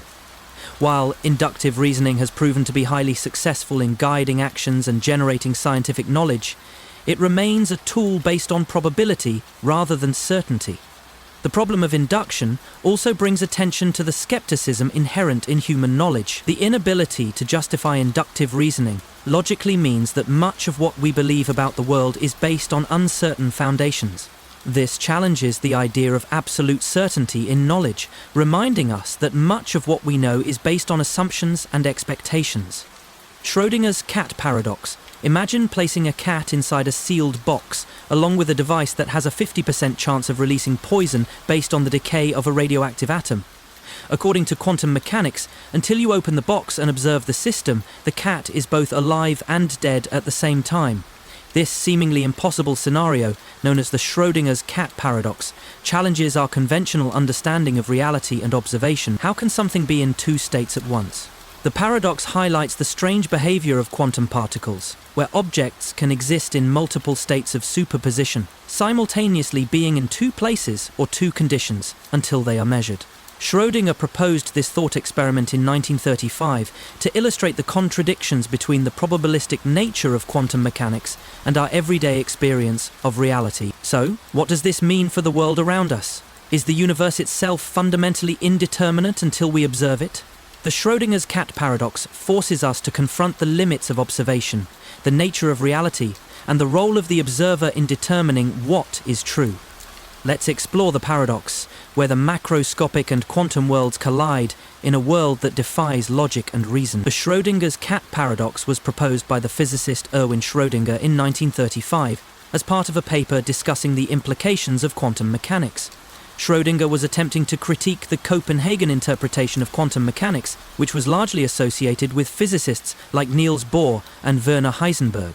The Copenhagen interpretation posits that until a quantum system is observed, it exists in a superposition of states, both alive and dead, in the case of the cat. Schrödinger was concerned that the mathematical framework of quantum mechanics, which worked so well at the atomic scale, did not seem to apply in the same way to the macroscopic world of everyday objects. He used the cat thought experiment to illustrate the apparent absurdity of applying quantum mechanical principles to larger, visible systems. The paradox has since become one of the most famous thought experiments in quantum mechanics. It is meant to emphasize the strangeness of quantum theory, where particles can exist in multiple states until they are observed, and to question the relationship between observation and reality. Schrödinger did not actually believe that a cat could be both alive and dead at once, but used the paradox to provoke thought about the fundamental nature of reality. Over time, the Schrödinger's cat paradox has been interpreted as a way to discuss the measurement problem in quantum mechanics and the concept of wave function collapse. the idea that a quantum system exists in a superposition of states until it is observed, at which point it collapses into a definite state. The Schrödinger's cat paradox serves as a compelling entry point into the world of quantum mechanics, a branch of physics that describes the behavior of subatomic particles. The paradox highlights the counterintuitive nature of quantum theory, which challenges our everyday understanding of reality and causality. At the core of this paradox is the concept of superposition, which refers to the ability of a quantum system to exist in multiple states simultaneously. In classical physics, objects are typically in one state or another, either alive or dead, at rest or in motion. But in quantum mechanics, particles can exist in all of their possible states at once, until measured. Schrödinger's cat paradox pushes this idea to the extreme by suggesting that a macroscopic object, like a cat, could be in a superposition of alive and dead at the same time. At the quantum level, particles like electrons and photons do not exist in a single well-defined state until they are observed. Instead, they exist in a superposition of all possible states.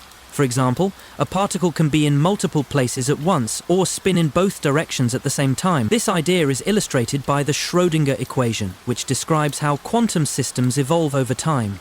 In the context of the cat thought experiment, Schrödinger described a system in which a radioactive atom has a 50% chance of decaying, and if it does, it triggers a device that releases poison, killing the cat inside the box. If the atom decays, the cat is dead. If it doesn't decay, the cat is alive. However, until the box is opened and the system is observed, the quantum mechanics suggests that the cat is both alive and dead at the same time, in a state of superposition. The wave function is a mathematical description of the quantum state of a system. It encodes all the possible outcomes for a system, but does not give a definite result until the system is measured. According to the Copenhagen interpretation of quantum mechanics, once an observation or measurement is made, the wave function collapses, and the system adopts one definite state. In the case of the Schrödinger's cat paradox, the system's wave function includes both the alive and dead states of the cat, and it is only when the box is opened, the system is observed, that the wave function collapses to one outcome, either alive or dead. Before the observation, the cat is not in one state or the other, but exists in both simultaneously. The paradox raises the fundamental question of whether the act of observation creates reality or merely reveals it. The Schrödinger's cat paradox raises important questions about the role of the observer in quantum mechanics. According to traditional quantum mechanics, the act of measurement or observation is what forces a quantum system to adopt a single, definite state. This is known as the measurement problem. The paradox forces us to question whether an unmeasured system can truly exist in multiple states at once. In everyday life, we don't observe things being both alive and dead. The paradox suggests that, according to quantum mechanics, unobserved systems could exist in multiple realities, only collapsing into one when observed. But the question remains, does the act of observation create reality, or does it merely reveal a pre-existing truth about the system? The Schrödinger's cat paradox highlights the dissonance between classical and quantum physics. In classical physics, objects are observed to be in one state or another. Either they are alive or dead. But in the quantum world, particles can exist in multiple states at the same time, leading to a breakdown of classical logic. Schrödinger's thought experiment forces us to confront this disconnect and challenges the idea that the macroscopic world, i.e. the world of everyday objects, behaves in the same way as the microscopic world, i.e. the world of quantum particles. This discrepancy is often referred to as the quantum classical divide and is a central issue in the study of quantum mechanics. It suggests that quantum mechanics may not fully apply to larger systems like a cat, despite the paradox suggesting otherwise. One approach to resolving the Schrödinger's cat paradox is the theory of quantum decoherence. Decoherence suggests that when a quantum system interacts with its environment, e.g. air in the box or the walls of the box, it effectively loses its superposition and behaves as though it has collapsed into one state. In this view, the paradox can be resolved by acknowledging that the cat's state of being alive or dead is determined when the system interacts with the environment, not by an observer. While decoherence does not provide a definitive explanation of why measurement causes wave function collapse, it offers a more practical interpretation, that the quantum system behaves classically when interacting with the environment, thus making the superposition of states inaccessible to our macroscopic world. Another interpretation of the Schrödinger's cat paradox is the many worlds interpretation, MWI, of quantum mechanics, proposed by physicist Hugh Everett in the 1950s.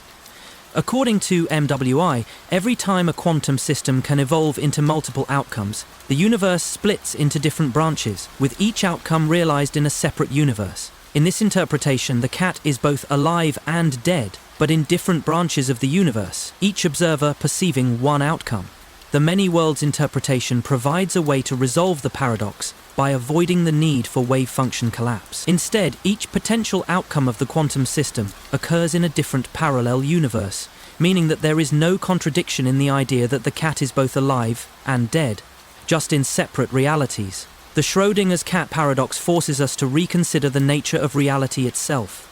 If quantum systems can exist in multiple states until observed, what does that say about the world around us? Is reality inherently probabilistic, with multiple potential outcomes existing simultaneously? Or is there a definite reality that is revealed only through observation? This question touches on deep philosophical issues about ontology, the study of being, and epistemology, the study of knowledge. What is the true nature of the world, and how do we come to know it? Does observation create reality, or simply reveal it? The Schrödinger's cat paradox also raises questions about the role of the observer. Is the act of observation a critical factor in determining the state of a quantum system? In other words, does the observer have a fundamental role in shaping the outcome of the system? This leads to discussions of subjective reality and the relationship between consciousness and the physical world. The Schrödinger's cat paradox remains one of the most compelling thought experiments in quantum mechanics, illustrating the strange and counterintuitive behavior of quantum particles. While the paradox itself may not be fully resolvable, it serves as a valuable tool for understanding the challenges that quantum mechanics presents to our classical view of reality. The paradox highlights the tension between quantum mechanics and our classical intuition, pushing us to reconsider the nature of observation, measurement, and reality itself. Whether we subscribe to the Copenhagen interpretation, the many worlds interpretation, or another view, the Schrödinger's cat paradox forces us to acknowledge that the world of quantum mechanics is fundamentally different from the world we experience in our everyday lives. The Sleeping Beauty problem paradox. Imagine you have an old, reliable coffee machine. Every morning for years it brews your coffee perfectly, without fail. Based on this consistent pattern, you confidently predict that tomorrow the coffee machine will work just as well. But what if it doesn't? This is the problem of induction paradox. The idea that while we often predict future events based on past patterns, this method of reasoning may be fundamentally flawed. The paradox lies in the fact that past observations can never guarantee future outcomes. Just because something has happened consistently in the past doesn't necessarily mean it will happen again. Inductive reasoning, which relies on past experiences to predict the future, seems to be an essential tool for knowledge, yet it's riddled with uncertainty. So, how can we trust it? Can we ever be certain about the future based on what we've seen in the past? Or are we simply making leaps of faith? The problem of induction paradox forces us to question our assumptions about how we acquire knowledge, whether it's about the coffee machine or about the broader world around us. Let's dive into this paradox and explore how inductive reasoning shapes our understanding of the world and why it might not be as reliable as we think. The problem of induction has deep philosophical roots, dating back to the 18th century, when the philosopher David Hume first articulated the paradox. In his work, An Inquiry Concerning Human Understanding, 1748, Hume questioned the validity of inductive reasoning, which is the process of drawing general conclusions from specific observations. According to Hume, while humans regularly rely on inductive reasoning, believing that the future will resemble the past, this reasoning has no logical basis. For example, just because the sun has risen every day in recorded history doesn't logically guarantee that it will rise tomorrow. Hume argued that inductive inferences are not grounded in rational justification, but are instead based on habit or custom, a psychological tendency to expect future events to follow the patterns we've observed in the past. Hume's skepticism about induction led to a widespread debate about knowledge, certainty, and the limitations of reasoning. Immanuel Kant, in his Critique of Pure Reason, 1781, attempted to address the problem by proposing that a priori knowledge independent of experience, could justify some inductive conclusions. However, the problem persisted in the philosophy of science, especially as Karl Popper advanced his falsifiability theory in the 20th century, arguing that scientific theories could never be proven by induction, only falsified by contradictory evidence. Today, the problem of induction remains a central issue in epistemology, philosophy of science, and logic, as it highlights the tension between empirical knowledge and logical certainty. The paradox continues to challenge our understanding of how we can justifiably predict the future, or trust past experiences as a reliable guide to the future. The problem of induction paradox is one of the most enduring philosophical dilemmas, revealing a fundamental issue with the way humans acquire knowledge. It challenges our confidence in the reliability of inductive reasoning, which is central not only to scientific and empirical investigation, but also to everyday life. Despite the apparent success of induction in helping us navigate the world, Hume's paradox forces us to confront the possibility that inductive inferences may be unjustified. To fully understand the paradox, we must explore inductive reasoning, the implications of Hume's challenge, and the ongoing debate over whether we can ever achieve knowledge of the future.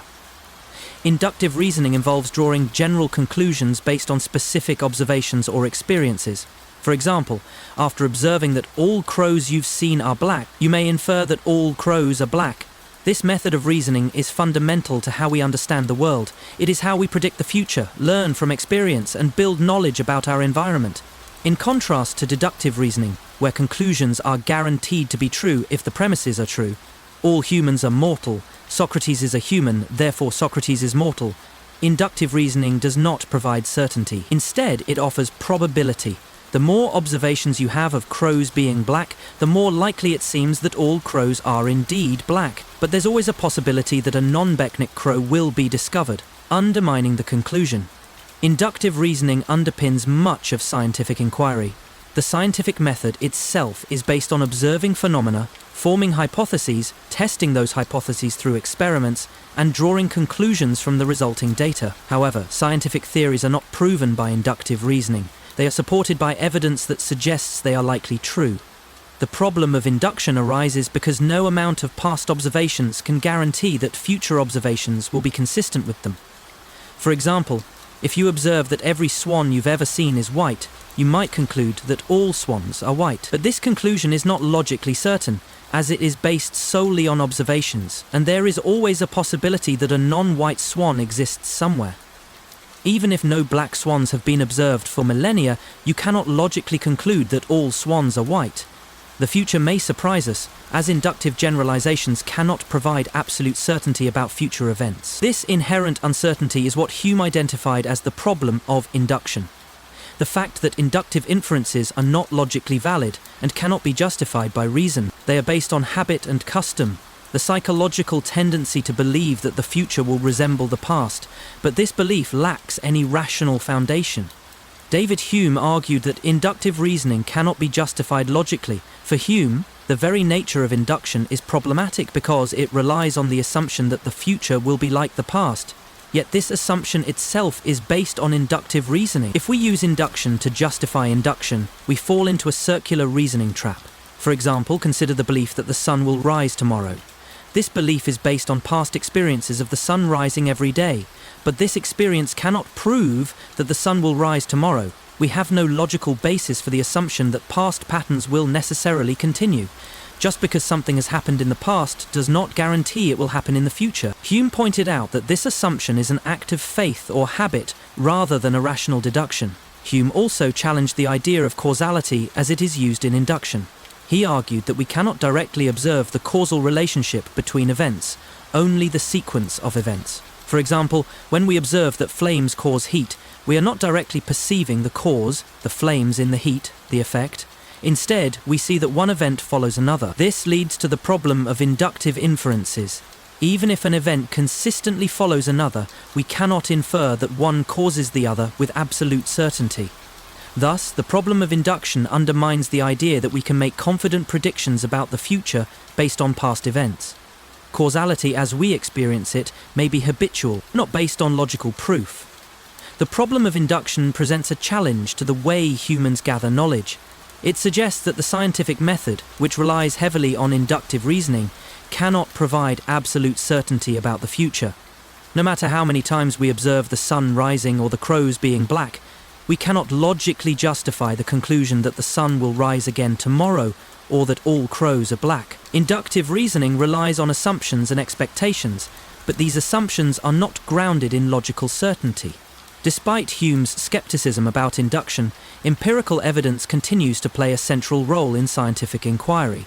Scientists use past observations and experimental data to form hypotheses and theories, but they acknowledge that these conclusions are always subject to falsification. In this context, the problem of induction does not render inductive reasoning useless, but it reveals its limitations. Scientists recognize that hypotheses and theories are never definitively proven by induction, they are merely supported by evidence. Philosophers have proposed several potential solutions to the problem of induction. One common approach is the pragmatic solution, which acknowledges the limits of induction but argues that it is necessary for making predictions and guiding action. In this view, while inductive reasoning may never be logically justified, it is a pragmatic necessity for navigating the world. For example, even if we cannot logically justify that the sun will rise tomorrow, it is still rational to believe that it will based on past experience. Induction provides the most practical and useful way of making decisions in the absence of perfect certainty. Philosopher Karl Popper offered an alternative to induction with his theory of falsifiability. According to Popper, scientific theories should not be proven by induction, but should be considered valid only if they are testable and falsifiable. A theory is scientific if it can be shown to be false by empirical evidence. This view emphasizes the importance of disproving rather than proving theories. Popper's approach challenges the inductive foundation of science, arguing that scientific theories cannot be conclusively proven by past observations. Instead, they can only be tested by trying to falsify them through experimentation. While this approach doesn't solve the problem of induction entirely, it offers a way forward in scientific reasoning. The problem of induction has important implications for the philosophy of science and epistemology. It forces us to confront the limits of scientific reasoning and the uncertainty inherent in any process that involves predicting future events based on past observations. The problem also emphasizes the role of uncertainty in human knowledge and decision-making. While inductive reasoning has proven to be highly successful in guiding actions and generating scientific knowledge, it remains a tool based on probability rather than certainty. The problem of induction also brings attention to the skepticism inherent in human knowledge. The inability to justify inductive reasoning logically means that much of what we believe about the world is based on uncertain foundations. This challenges the idea of absolute certainty in knowledge, reminding us that much of what we know is based on assumptions and expectation. The liar paradox. What if I told you that the sentence I just spoke is a lie? But wait, if it's a lie, then what I said must be false. But if it's false, then my statement must be true, creating a logical loop that can't be resolved. This is the essence of the liar paradox, a sentence that asserts its own falsity, leading to an inescapable contradiction. The paradox challenges our understanding of truth, language, and logic by presenting a self-referential statement that can't be consistently classified as either true or false. The classic form of the paradox is embodied by the statement, "This sentence is false. If the sentence is true, then it must be false. But if it's false, then it must be true." This creates a logical impasse that forces us to question the very nature of truth in language. Can something simultaneously be true and false? What happens when truth and falsehood become indistinguishable? Let's explore the liar paradox, where language and logic collide, revealing the complexities of self-referential and truth. The liar paradox has been a fundamental puzzle in philosophy, logic, and linguistics for centuries. It traces its origins to ancient Greek philosophy, particularly with the philosopher Eubulides of Miletus, who is credited with formulating the paradox around 400 BCE. Eubulides posed the famous statement, "This sentence is false." This deceptively simple sentence led to profound questions about the nature of truth and logical consistency. The paradox gained significant attention during the 20th century with the advent of formal logic and the development of set theory by Georg Cantor and Bertrand Russell. Russell's paradox, a similar logical contradiction in set theory, highlighted how self-referential could lead to inconsistencies in formal systems. The liar paradox is often seen as an early precursor to these more complex logical problems. In modern times, the liar paradox has influenced philosophy of language, computational theory, and mathematical logic, where scholars like Gerd Gödel and Alfred Tarski explored the implications of self-referential statements in formal systems. Paradoxky's undefinability theorem and Gödel's incompleteness theorems demonstrate that certain truths, particularly about truth itself, cannot be fully captured within any formal system, echoing the paradoxical nature of self-referential statements. The liar paradox remains a central problem in the study of semantic paradoxes, truth theories, and philosophy of language, challenging our understanding of logical consistency and language's relation to reality. The liar paradox is one of the most intriguing and perplexing logical dilemmas, primarily because it challenges the basic assumption that a statement can either be true or false. In the case of the liar paradox, a statement asserts its own falsity, leading to a logical contradiction. The paradox is a self-referential puzzle, a statement about itself that cannot be classified as true or false without creating a contradiction. At its simplest, the liar paradox is presented in the form of the sentence, "This sentence is false." Let's break it down. If the sentence is true, then what it says must hold. It claims that it is false, so if it's true, it must also be false. This creates a contradiction. The sentence cannot be both true and false at the same time. If the sentence is false, then the statement it makes, "This sentence is false," must also be false. This implies that the sentence is actually true, which again leads to a contradiction. Thus, the sentence defies being classified as either true or false, creating an irresolvable logical loop. But why does this happen? Let's dive deeper into the components that make the liar paradox such a profound puzzle. At the heart of the liar paradox is self-reference, the ability of a statement to refer to itself. Self-referential statements are inherently problematic in logic because they circumvent the standard rules of truth and falsity. For most statements, we can determine whether they are true or false based on external criteria. For example, the statement, "The sky is blue," can be tested by observing the sky. However, self-referential statements, like, "This sentence is false," create a situation where the truth of the statement depends on its own truth value, creating an infinite regress of contradictions. Self-referential paradoxes are not confined to the liar paradox. Consider Russell's paradox in set theory, where the set of all sets that do not contain themselves paradoxically both contains and does not contain itself. The liar paradox is a simpler version of this, where the statement about itself leads to logical chaos. The issue of self-reference was formally addressed by Alfred Tarski, who developed the undefinability theorem. Tarski showed that any language capable of speaking about truth cannot have a consistent definition of truth within itself. This is because a self-referential statement like the liar paradox creates a situation where a statement about truth cannot be evaluated within the language itself without leading to a contradiction. This theorem supports the idea that certain semantic paradoxes are inherent in any system that tries to define its own concept of truth. Tarski's work helped establish that in any formal system, including mathematics and logical systems, truth cannot be both expressed and analyzed within that system without creating contradictions like the liar paradox. As a result, meta-languages were developed, systems of language that can describe the truth of statements in the primary language without becoming self-referential. In everyday language, the liar paradox is usually encountered as a simple statement, "This sentence is false." The paradox occurs when we attempt to assign a truth value to the statement. In natural language, we tend to think of a statement as either true or false, and this assumption is challenged by self-referential statements. The liar paradox in natural language raises questions about the limits of language and how we use it to describe the world. Semantic paradoxes, like the liar paradox, force us to reconsider how truth operates within language and whether our conventional methods of categorizing statements are sufficient. The liar paradox also appears in mathematical logic, especially in Gödel's incompleteness theorems. In this formal version, statements can be constructed in a system where the statement refers to its own provability within the system, creating a similar paradox. Gödel's work shows that any formal system capable of expressing basic arithmetic will contain statements that are true but unprovable within the system itself.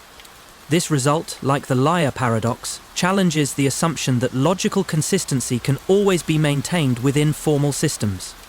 Kurt Gödel used self-referential statements in his incompleteness theorems to demonstrate the inherent limitations of formal systems. He showed that in any sufficiently powerful formal system, like arithmetic, there are statements that can be made which are true, but cannot be proven to be true within the system itself. The paradox here mirrors the liar paradox. The statement asserts its own truth, but the system cannot confirm or deny it. Gödel's use of self-referential statements illustrates how paradoxes like the liar paradox are not just linguistic curiosities, but critical to understanding the foundations of logic and mathematics. Gödel's work showed that there are inherent limits to what can be known or proven within any formal system. The liar paradox highlights the tension between truth and provability in formal systems. In the paradox, a statement about truth cannot be resolved because it undermines the very basis of logical consistency. Similarly, Gödel's incompleteness theorems showed that there will always be true statements that cannot be proven within a formal system, suggesting that the concept of truth is more complex than simply logical provability. One common way to resolve the liar paradox is through hierarchical approaches to language. In these approaches, we separate statements into different levels or tiers. A statement like, "this sentence is false," would be placed in a meta-language, outside the language it describes. The meta-language can then provide a consistent definition of truth without allowing self-referential statements within the language itself. In formal systems, such as those proposed by Tarski, the meta-language allows for the evaluation of truth without violating the rules of logic. Another approach to resolving the liar paradox is dialetheism, the acceptance of true contradictions. Our consistent logic posits that some statements can be both true and false at the same time. In this view, the liar paradox is simply an example of a statement that is both true and false, and paradoxes like this should be embraced as a natural feature of language and logic, rather than something to be resolved. Para-consistent logics are logical systems that allow for contradictions to exist without collapsing the entire system. These logics are used to handle paradoxes like the liar paradox, which challenge classical notions of consistency. By allowing contradictory statements to coexist in a controlled manner, para-consistent logics provide a way to deal with semantic paradoxes without destroying the logical framework. The liar paradox has profound implications for how we think about truth and language. It forces us to confront the idea that truth may not always be a simple binary of true or false. Instead, it may be more fluid, dependent on the context and the structure of the system in which truth is being defined. The paradox also highlights the dangers of self-section in logical systems. While self-referential loops are natural and essential part of language and reasoning, it can lead to inconsistencies that challenge the integrity of a formal system. This has implications for mathematics, logic, and computational theory, where self-referential loops may create unresolvable problems within systems designed to be logically consistent. Moore's paradox. Imagine telling someone, "I believe it is raining outside, but I don't believe that it is actually raining outside." Sounds contradictory, right? This is the essence of Moore's paradox, named after the British philosopher G.E. Moore. The paradox revolves around the logical inconsistency of holding certain beliefs or statements at the same time that seem to directly contradict one another. Specifically, the paradox deals with statements like, "I believe P, but I do not believe P," where P represents a true statement. In simple terms, how can you believe something is true while simultaneously disbelieving that it is true? Moore's paradox forces us to explore the structure of our beliefs and the relationship between propositional attitudes, like belief or doubt, and the truth of statements. This paradox is fascinating because it challenges our understanding of how beliefs and knowledge interact with logical consistency. The paradox encourages us to think about the nature of belief itself. Can we simultaneously hold contradictory beliefs without causing logical breakdowns? Let's delve deeper into Moore's paradox, where belief and contradiction meet in an intriguing philosophical dilemma. Moore's paradox was first articulated by the philosopher G.E. Moore in 1942, although the idea had been implicitly discussed by earlier thinkers. Moore is known for his work in epistemology and ethics, particularly his efforts to clarify the nature of knowledge and the distinction between what is known and what is believed. The paradox arises from a self-reflective problem in belief formation. How can someone both affirm the truth of a statement and simultaneously deny that they believe it? Moore introduced his paradox through examples like, "It is raining, but I don't believe it is raining," which directly contradicts the propositional attitude of belief itself. The paradox quickly captured the interest of philosophers because it highlighted a tension between ordinary language and logical theory. Philosophers like Ludwig Wittgenstein and John Searle explored how self-reflection and theories of belief impact our understanding of language. The paradox also presents a challenge to epistemology and pragmatics in everyday conversation, as the contradictions present in Moore's examples force us to reconsider how beliefs about the world are related to the truth and our ability to articulate them coherently. Over time, Moore's paradox has become an important tool in understanding the relationship between beliefs, knowledge, and language. It raises questions about how we express beliefs and whether contradictions in those beliefs might indicate a failure in logical coherence or a deeper issue in the structure of rational thought.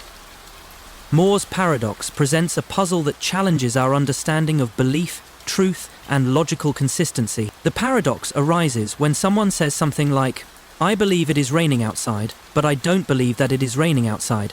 This statement seems to embody a logical contradiction, as it simultaneously affirms and denies the same proposition in relation to belief. Let's break down the paradox and explore its implications in philosophy, epistemology, logic, and language. At its core, Moore's paradox deals with the tension between belief and truth. Consider a simple example. If a person says, "I believe it is raining outside, but I don't believe that it is raining outside," this creates a logical contradiction. The first part of the statement affirms that the person believes a particular proposition, "it is raining," while the second part denies that the person believes the same proposition. The paradox arises because, according to logical principles, one cannot both believe and disbelieve the same proposition. For instance, if a person believes that P, where P is a statement like "it is raining," they are committed to the truth of P, but denying that they believe P undermines the relationship between their belief and the truth of the statement. The paradox appears because the two parts of the statement cannot coexist logically without producing a contradiction. A propositional attitude is a mental state that relates an individual to a particular proposition, such as belief, doubt, or hope. In Moore's paradox, the contradiction occurs in the propositional attitude that is expressed about belief. When someone says they believe P, they are essentially claiming that P is true. If they then say that they don't believe P, they are creating a contradiction in their attitudes towards the proposition. This paradox challenges our understanding of how beliefs relate to truth and suggests that there is a deeper complexity in how we mentally engage with the world and express our thoughts about it. In some sense, Moore's paradox raises important questions about the structure of belief systems and how we reconcile conflicting attitudes. One of the most striking features of Moore's paradox is that it highlights a potential tension between belief and truth. In everyday life, people often assume that if they believe something, it must align with truth. For example, if you say, "I believe the sky is blue," you are expressing a belief that aligns with the truth about the world.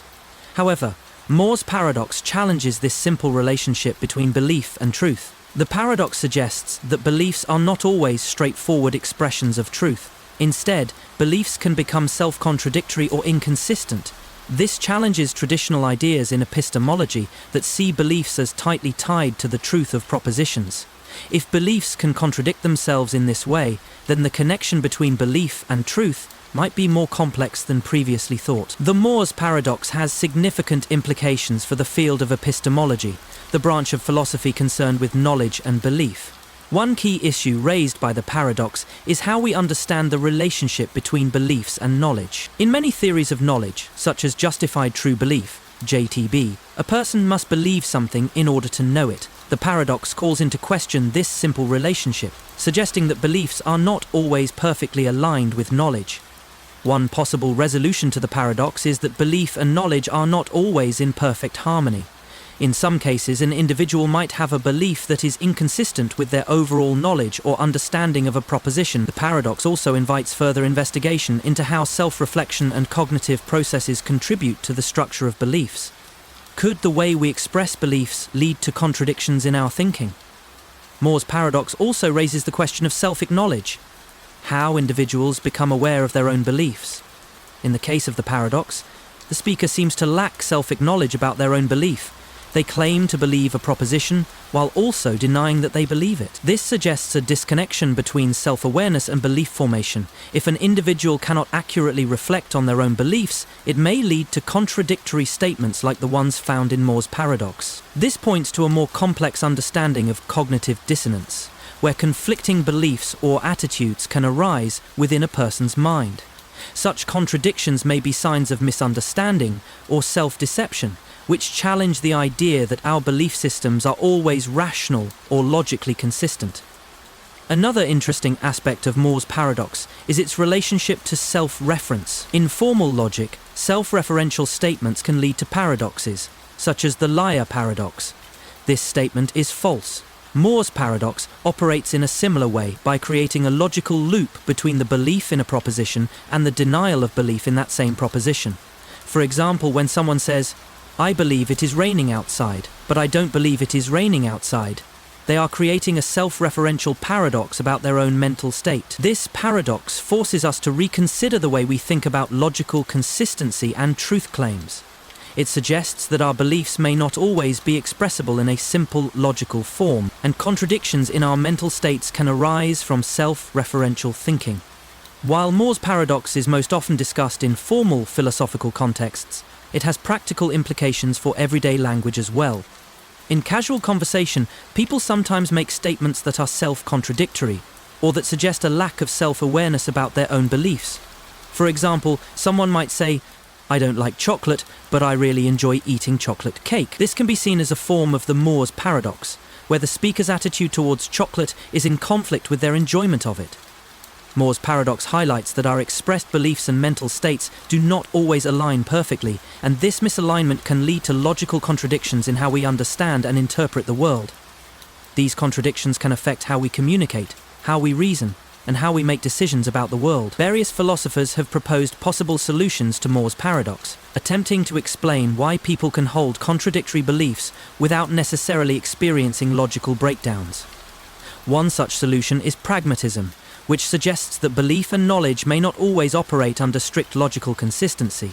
Instead, beliefs can be shaped by practical considerations and social contexts. This approach allows for the possibility that people can hold seemingly contradictory beliefs without fully understanding or reconciling them. Another response comes from epistemic contextualism, which argues that the context in which beliefs are expressed or evaluated plays a critical role in determining whether or not a contradiction is meaningful. According to this view, what counts as believing something may change depending on the circumstances and epistemic standards that apply in different situations. Another possible explanation is that emotional and psychological factors can create contradictions between belief and self-awareness. People may believe something intellectually, but feel differently on an emotional or subconscious level. This emotional dissonance can lead to statements that seem logically inconsistent, even if they reflect the complexity of human thinking and experience. Moore's paradox helps us recognize that beliefs are not always logical or internally consistent. In practical terms, this means that people's thoughts and mental processes are often more complex and less rational than we might assume. Cognitive dissonance and mental contradictions can be part of the human condition, and Moore's paradox brings attention to how these contradictions can manifest in everyday life. I always lie paradox. The I always lie paradox has deep historical roots in the philosophy of logic and self-representation, dating back to the ancient Greek philosopher Eubulides of Miletus, who is credited with formulating one of the earliest versions of this paradox. Known as the liar paradox, this puzzle highlights the logical challenges of self-referential statements. Eubulides posed the paradox in the form of the statement, "I am lying," leading to the conclusion that if the person is lying, then the statement itself is true, yet it cannot be true without being false. This contradiction has perplexed thinkers for millennia, as it appears to challenge our basic understanding of truth and falsity in language. The paradox has been explored by numerous philosophers, logicians and mathematicians from Aristotle to Goethe, who examined it through the lens of logical systems and formal languages. Over time, the paradox became a key focus in the development of philosophical logic, especially in the context of self-representation and the semantic theory of truth. The paradox was later formalized and expanded upon in the 20th century, contributing to the study of mathematical logic, computational theory, and the philosophy of language. Today, it continues to challenge our understanding of truth and consistency in logical systems, highlighting the complexities of semantic paradoxes. The "I always lie" paradox, also referred to as the liar paradox, presents a fundamental problem in the philosophy of language and logic. At first glance, the statement seems simple: I always lie. However, when we delve deeper into the structure of the statement, it leads to a logical contradiction that challenges our understanding of truth and falsity. The paradox arises because the statement refers to itself and creates a circular problem when we try to evaluate its truth value. The key to the "I always lie" paradox is the self-referential nature of the statement. The speaker is making a claim about their own behavior, that they are always lying.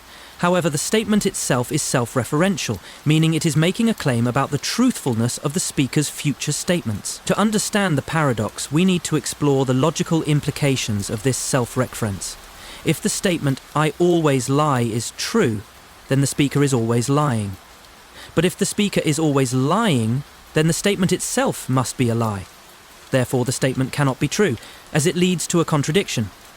If the statement "I always lie" is false, then it means the speaker does not always lie, and therefore sometimes tells the truth. But if the statement is false, it cannot be true, leading to another logical contradiction. The "I always lie" paradox leads to a circular reasoning problem. The statement refers to itself, and in doing so, creates an endless loop of contradiction. If the statement is true, then it must be false, but if it's false, then it must be true. This creates an infinite regress of self-contradiction where we cannot arrive at a clear, true or false answer. This self-referential loop is the essence of the paradox.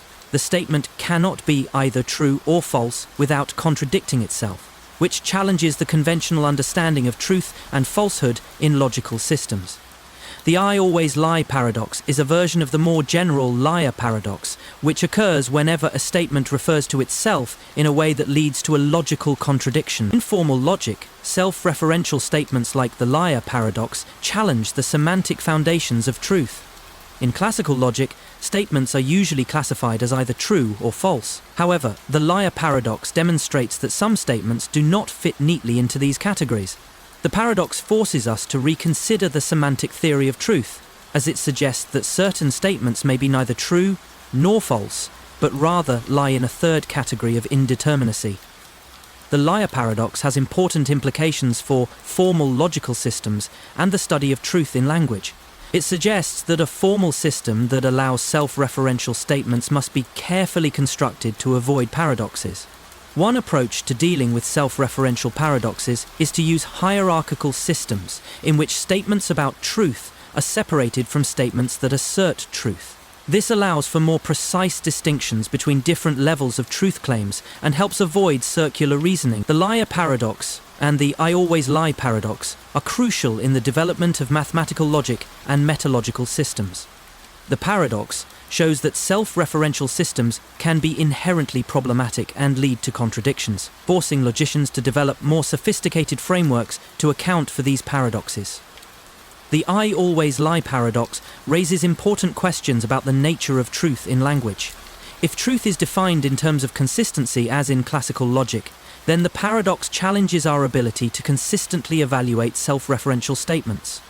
Truth becomes undecidable when applied to statements that refer to themselves. This problem has significant implications for the philosophy of language, where truth is often understood as a property of statements that can be verified or falsified.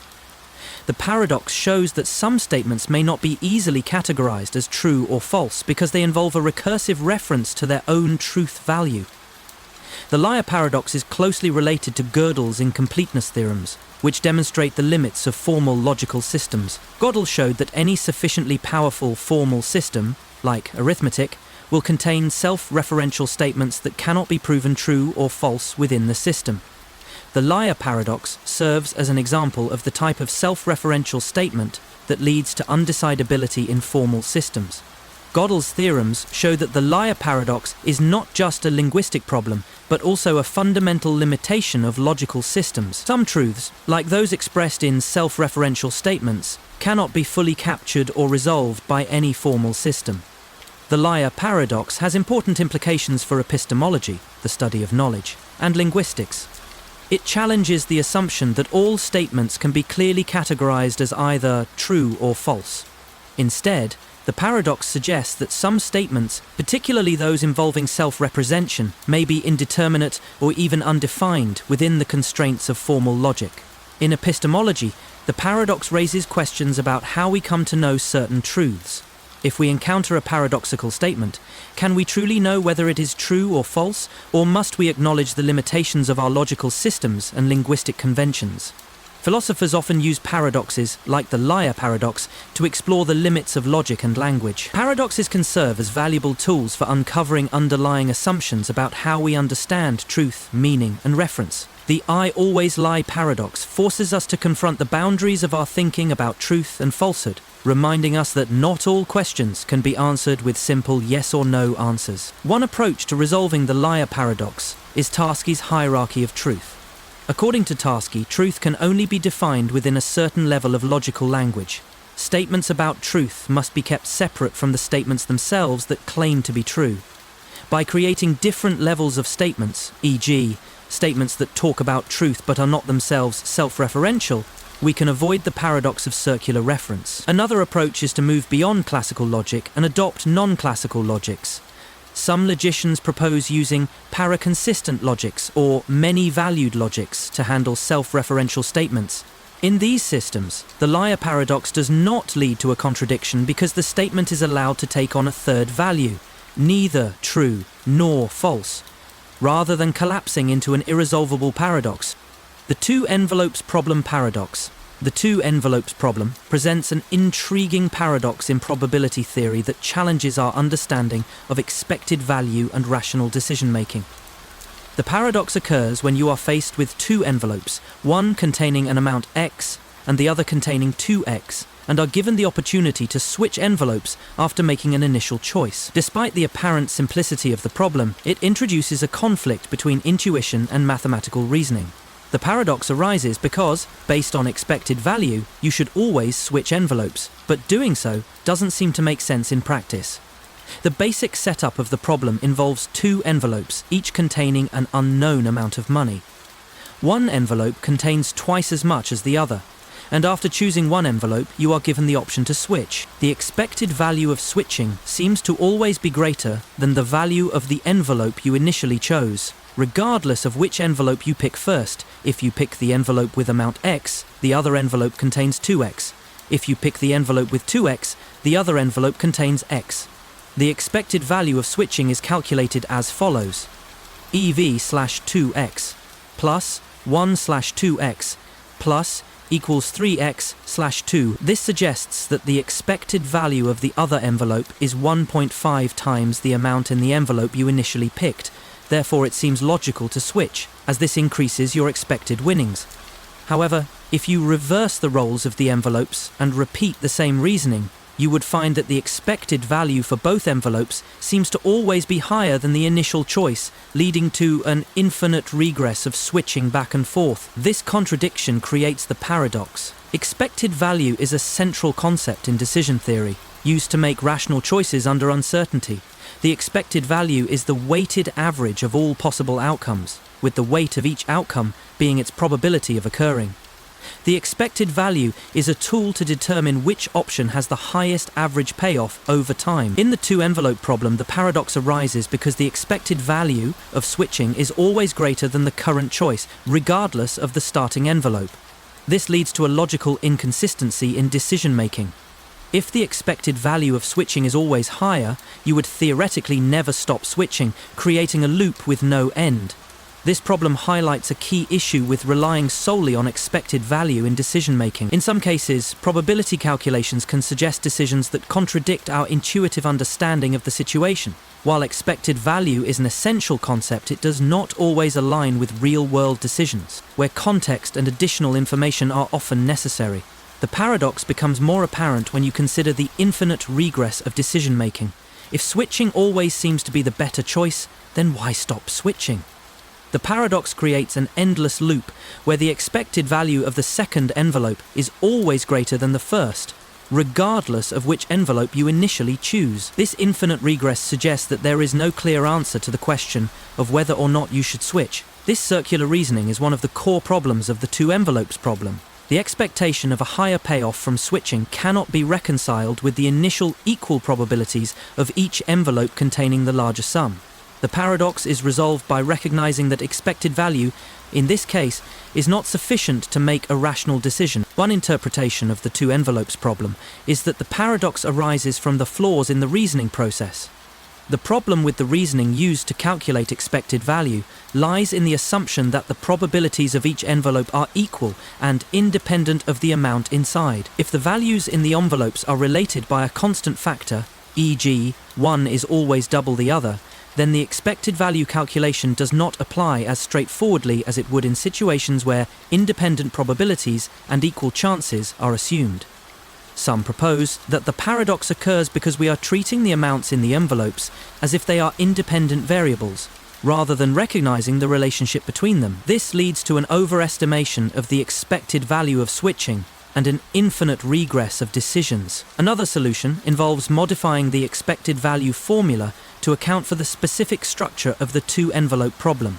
Some argue that in this scenario, the initial calculation of expected value is incorrect because it assumes a specific distribution of values without properly considering the initial setup of the problem. One approach is to reconsider the calculation of expected value by integrating the constraints of the problem, such as the initial relationship between the values in the two envelopes. By redefining the probability distribution and adjusting the expected value formula accordingly, the paradox can be resolved, or at least reframed in a way that avoids the infinite regress. In real-world applications, decisions are rarely based purely on mathematical expectation. Additional information, such as context or assumptions about the distribution of values, can help provide clarity. In the two-envelope problem, the paradox highlights the role of information and uncertainty in decision-making. The expectation of a higher value from switching is based on limited information. We don't know the actual values in either envelope, so we assume they are related by a simple factor, one being twice the other. This lack of information is what causes the paradox. We cannot make a definitive decision about whether to switch because we lack critical details about the values in the envelopes.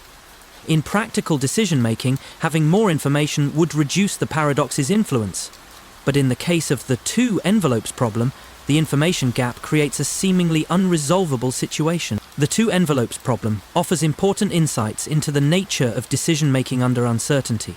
It underscores the complexity of expected value calculations and the potential pitfalls of relying too heavily on mathematical reasoning in real-world decisions. In many cases, intuitive and contextual factors must be considered alongside formal probability calculations. In fields like economics, finance, and game theory, this paradox highlights the limits of rational decision-making and calls attention to the importance of understanding the assumptions underlying mathematical models. While the two envelopes problem may seem like a theoretical curiosity, it has real-world implications in areas such as gambling, investment strategies, and decision-making in uncertain environments. The paradox can be used to teach lessons about risk, uncertainty, and the limitations of expected value in complex decision-making scenarios. By examining how small changes in assumptions can lead to wildly different conclusions, the paradox helps illustrate the need for careful thought and the inclusion of contextual information in real-world decision-making. The Heap-Sorites paradox, the Heap-Sorites paradox, also known as the Sorites paradox, presents a seemingly simple yet deeply philosophical question. How can we draw boundaries when it comes to vague concepts like heap, bald, or rich? The paradox arises from the idea that gradual changes don't seem to affect the overall classification, even though at some point the concept no longer seems to apply. If you remove a single grain of sand from a heap, does the heap still exist? What about after removing 10,000 grains? The Sorites paradox challenges us to understand the limits of classification and language, forcing us to confront the issue of vagueness in our everyday concepts. The paradox traces its roots to the ancient Greek philosopher Eubulides of Miletus, who first presented the paradox around 400 BCE. The paradox takes its name from the Greek word soros, meaning heap, and it became widely known through later philosophers, including Aristotle, who addressed the problem in his works on categorization and classification. The paradox highlights the challenge of defining and distinguishing between concepts that seem to have no clear-cut boundary, such as when a heap of sand transitions from being a heap to not being one. The modern significance of the Sorites paradox is found in its exploration of vagueness in natural language and philosophical logic. It is often used in discussions of Sorites paradoxes, or paradoxes of the heap, where the issue of vagueness challenges our ability to provide precise criteria for many common terms. The paradox has had a major influence on discussions of philosophy of language, epistemology, and logic, as it questions whether it is possible to draw a clear boundary between concepts that are inherently gradual or fuzzy.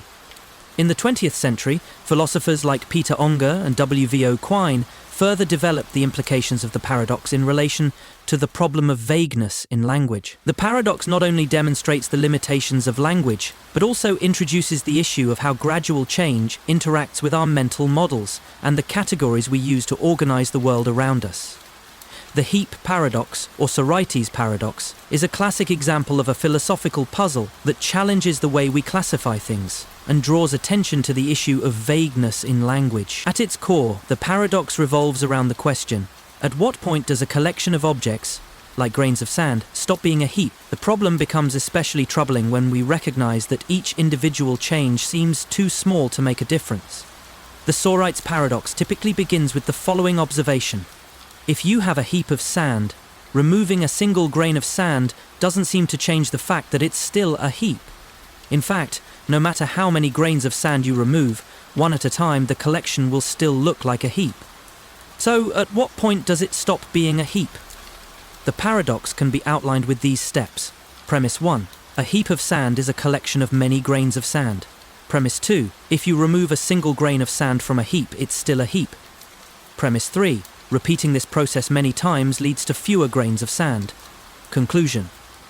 But if you continue removing grains, eventually you'll be left with one grain, or perhaps none at all. At what point does the collection no longer count as a heap? The paradox is that each incremental change, removing one grain of sand, seems insignificant, yet after many steps we reach a situation where it no longer makes sense to call the remaining collection a heap. The Sorites paradox highlights the problem of vagueness in language and our conceptual categories. Heap is a vague term. It does not have a precise definition that marks a clear boundary between a heap and not a heap. In other words, there is no sharp threshold at which the number of grains crosses from being a heap to not being a heap. This vagueness is not limited to just the concept of a heap. Many other terms in everyday life, such as bold, rich, or tall, are also vague. For example, at what point does a person with a few missing hairs become bald? How many dollars does it take to be considered rich? The issue is that for these concepts, there is no universally agreed upon line that separates one category from another. A key feature of the Sorites paradox is the gradual nature of the changes involved. When we remove one grain of sand from a heap, the change seems to be so small that it is imperceptible. Each individual removal does not seem to make any meaningful difference to the overall status of the heap.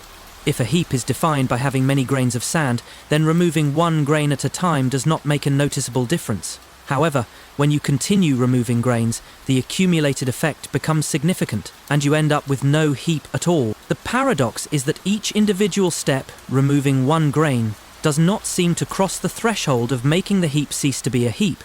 However, the cumulative effect of many steps eventually leads to a situation where it seems unreasonable to call the remaining collection a heap. This issue of gradual change is not just a theoretical puzzle, it reflects real-world situations where small, incremental changes add up to larger effects over time. For example, over the course of many years, a person's wealth might increase very gradually, but at some point that increase may make them rich. The problem is that it's hard to pinpoint exactly when the transition occurs. The paradox emphasizes the problem of small differences. Each individual change seems insignificant, but the accumulation of these small changes leads to a substantial shift. In the case of the heap, no single grain seems to make the heap any less of a heap. But after removing enough grains, you're left with a situation where there's no longer a heap, and it seems absurd to call it one. This reflects a broader problem of classification in both philosophy and everyday life. How do we classify things when changes are gradual and not immediately apparent? The Sorites paradox challenges the idea that we can neatly categorize things with clear boundaries when change occurs incrementally. One common approach to resolving the Sorites paradox is the idea of tolerance. In this view, we acknowledge that there is a grey area or tolerance zone in which we cannot easily distinguish between a heap and not a heap. For example, we may say that a heap of sand is any collection of sand with enough grains to be considered a heap, but once the number of grains falls below a certain threshold, it ceases to be a heap. However, because the difference between two such collections may be so slight, we allow for some tolerance in the categorization. This approach suggests that the concept of a heap does not have a rigid definition, but instead involves a range or continuum. This solution to the paradox avoids the need for a sharp dividing line, embracing the fact that some terms in our language are inherently vague and context-dependent. Another approach to the Sorites paradox comes from an epistemic perspective. In this view, the paradox arises because we are unable to determine where the line between a heap and not a heap should be. We know that there is a point at which a heap becomes too small to be considered a heap, but we do not have enough information or criteria to pinpoint that exact point. This epistemic solution suggests that the problem lies not in the inherent vagueness of the concept, but in our inability to make precise distinctions based on limited information. We may be unable to clearly define when a heap becomes non-heap because we lack the tools to make such distinctions. Finally, some philosophers argue that the Sorites paradox does not have a neat solution because vagueness itself is an inescapable part of language and thought. This view accepts that many concepts, such as heap or bald, are inherently vague, and any attempt to draw sharp boundaries will fail to capture the full complexity of human categorization. In this sense, the paradox is not a problem to be solved, but a feature of our language that reflects the inherent imprecision in the way we use words to describe the world. The Sorites paradox challenges the way we think about concepts, categories, and definitions. It forces us to confront the issue of vagueness in language and how we draw boundaries between different ideas or phenomena. Many philosophers believe that vagueness is an inevitable part of human cognition and communication, and the paradox encourages us to rethink the role of precision in philosophy and logic. The Sorites paradox is not just an abstract thought experiment. It has real-world applications in fields like law, medicine, ethics, and public policy. For example, in law, determining when someone becomes legally bald and thus eligible for a particular tax exemption, or when a heap of waste becomes a legal dumping ground, involves drawing arbitrary lines between vague categories. Similarly, in medicine, determining the threshold for a diagnosis of obesity or diabetes involves making decisions in the face of gradual health changes. The raven paradox. Imagine you're trying to confirm a theory. All ravens are black. You go out into the world and see a raven. It's black. Great! That seems to confirm your theory. But what if, as you continue your observations, you encounter something seemingly unrelated, like a green apple? Does this new piece of evidence also confirm your theory? The raven paradox presents a counterintuitive twist on the way we think about evidence and inductive reasoning. According to the logic of confirmation theory, finding a black raven should support the hypothesis that all ravens are black. But, surprisingly, the observation of a green apple, which has nothing to do with ravens, should also be seen as evidence that the hypothesis is correct. This paradox challenges how we think about evidence, inductive reasoning, and confirmation. What exactly makes something evidence for a hypothesis? The raven paradox forces us to question the principles of scientific reasoning and how we form beliefs based on limited information. Let's explore this fascinating paradox, where seemingly irrelevant facts lead to surprising conclusions about the nature of evidence and reasoning. The raven paradox is an example of a problem in confirmation theory introduced by philosopher Karl Hempel in the 1940s. Hempel was attempting to formalize the principles behind scientific reasoning and the way we confirm theories through evidence. One of his most famous examples was the theory that all ravens are black. The paradox arises from the logic of confirmation, which states that if a hypothesis is true, it should be supported by evidence that aligns with the hypothesis. The traditional method of confirming the hypothesis, all ravens are black, would be to observe black ravens. Every time you find a black raven, the theory is reinforced. However, according to Hempel's formalization, non-black objects that don't contradict the hypothesis should also support the theory. For example, finding a green apple should technically be evidence for the hypothesis that all ravens are black, because it's an instance of something that is not a raven and therefore cannot disprove the theory. This paradox calls attention to the logical and philosophical issues inherent in inductive reasoning. It suggests that observing a non-backed object that is not a raven can count as evidence in favor of a hypothesis, but it seems counterintuitive and unsatisfactory. The raven paradox continues to be a point of discussion in philosophy of science, epistemology, and the theory of confirmation. The raven paradox is a well-known problem in confirmation theory that illustrates the complexities of inductive reasoning and how we confirm or disconfirm hypotheses through evidence. It asks us to think critically about what counts as evidence and how seemingly unrelated facts can affect our confidence in a theory. The hypothesis, all ravens are black, begins the paradox. This is an example of a universal statement in logic, which asserts that every raven in existence must be black. According to confirmation theory, to confirm this hypothesis, one needs to find evidence that supports it. The standard approach is to look for black ravens. Every time you observe a black raven, the hypothesis is confirmed. In the context of scientific reasoning, confirmation theory suggests that evidence should support or align with the hypothesis. So it seems natural that observing black ravens is relevant evidence for the theory all ravens are black. But the raven paradox presents a challenge. The paradox arises from the claim that observing a green apple or any other non-Beck object that is not a raven should also count as evidence in favor of the hypothesis. This conclusion seems counterintuitive because it suggests that things that have nothing to do with ravens, like a green apple, are confirming the theory that all ravens are black, even though they have no direct connection to the color of ravens. The paradox forces us to think critically about what constitutes evidence, and whether evidence always has to be directly related to the subject being investigated. The logic of confirmation is often based on positive instances and negative instances. In a typical scientific context, if we want to confirm a theory, like all ravens are black, we would look for observations that either support or disprove the hypothesis. Observing a black raven supports the hypothesis, while observing a non-black raven, a white raven for example, would disprove the hypothesis. But in the case of the raven paradox, the theory suggests that observing objects that are not ravens, but are not black, like a green apple, also supports the theory. This is because finding a non-black object that isn't a raven cannot contradict the hypothesis that all ravens are black.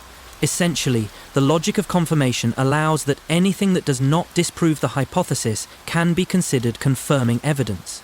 The principle of total evidence posits that a hypothesis is confirmed by all available evidence, including evidence that does not directly relate to the subject of the hypothesis. In the case of all ravens are black, every non-black object that is not a raven provides support because it cannot contradict the hypothesis. This leads to the paradoxical conclusion that seeing a green apple, which is unrelated to ravens, actually strengthens the belief in the hypothesis that all ravens are black.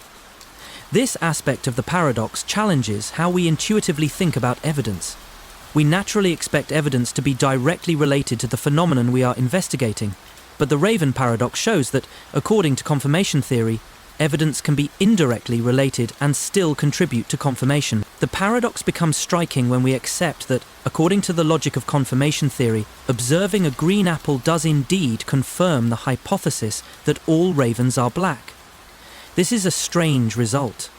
The green apple has nothing to do with the color of ravens, but under the rules of confirmation theory, it still counts as evidence that supports the hypothesis.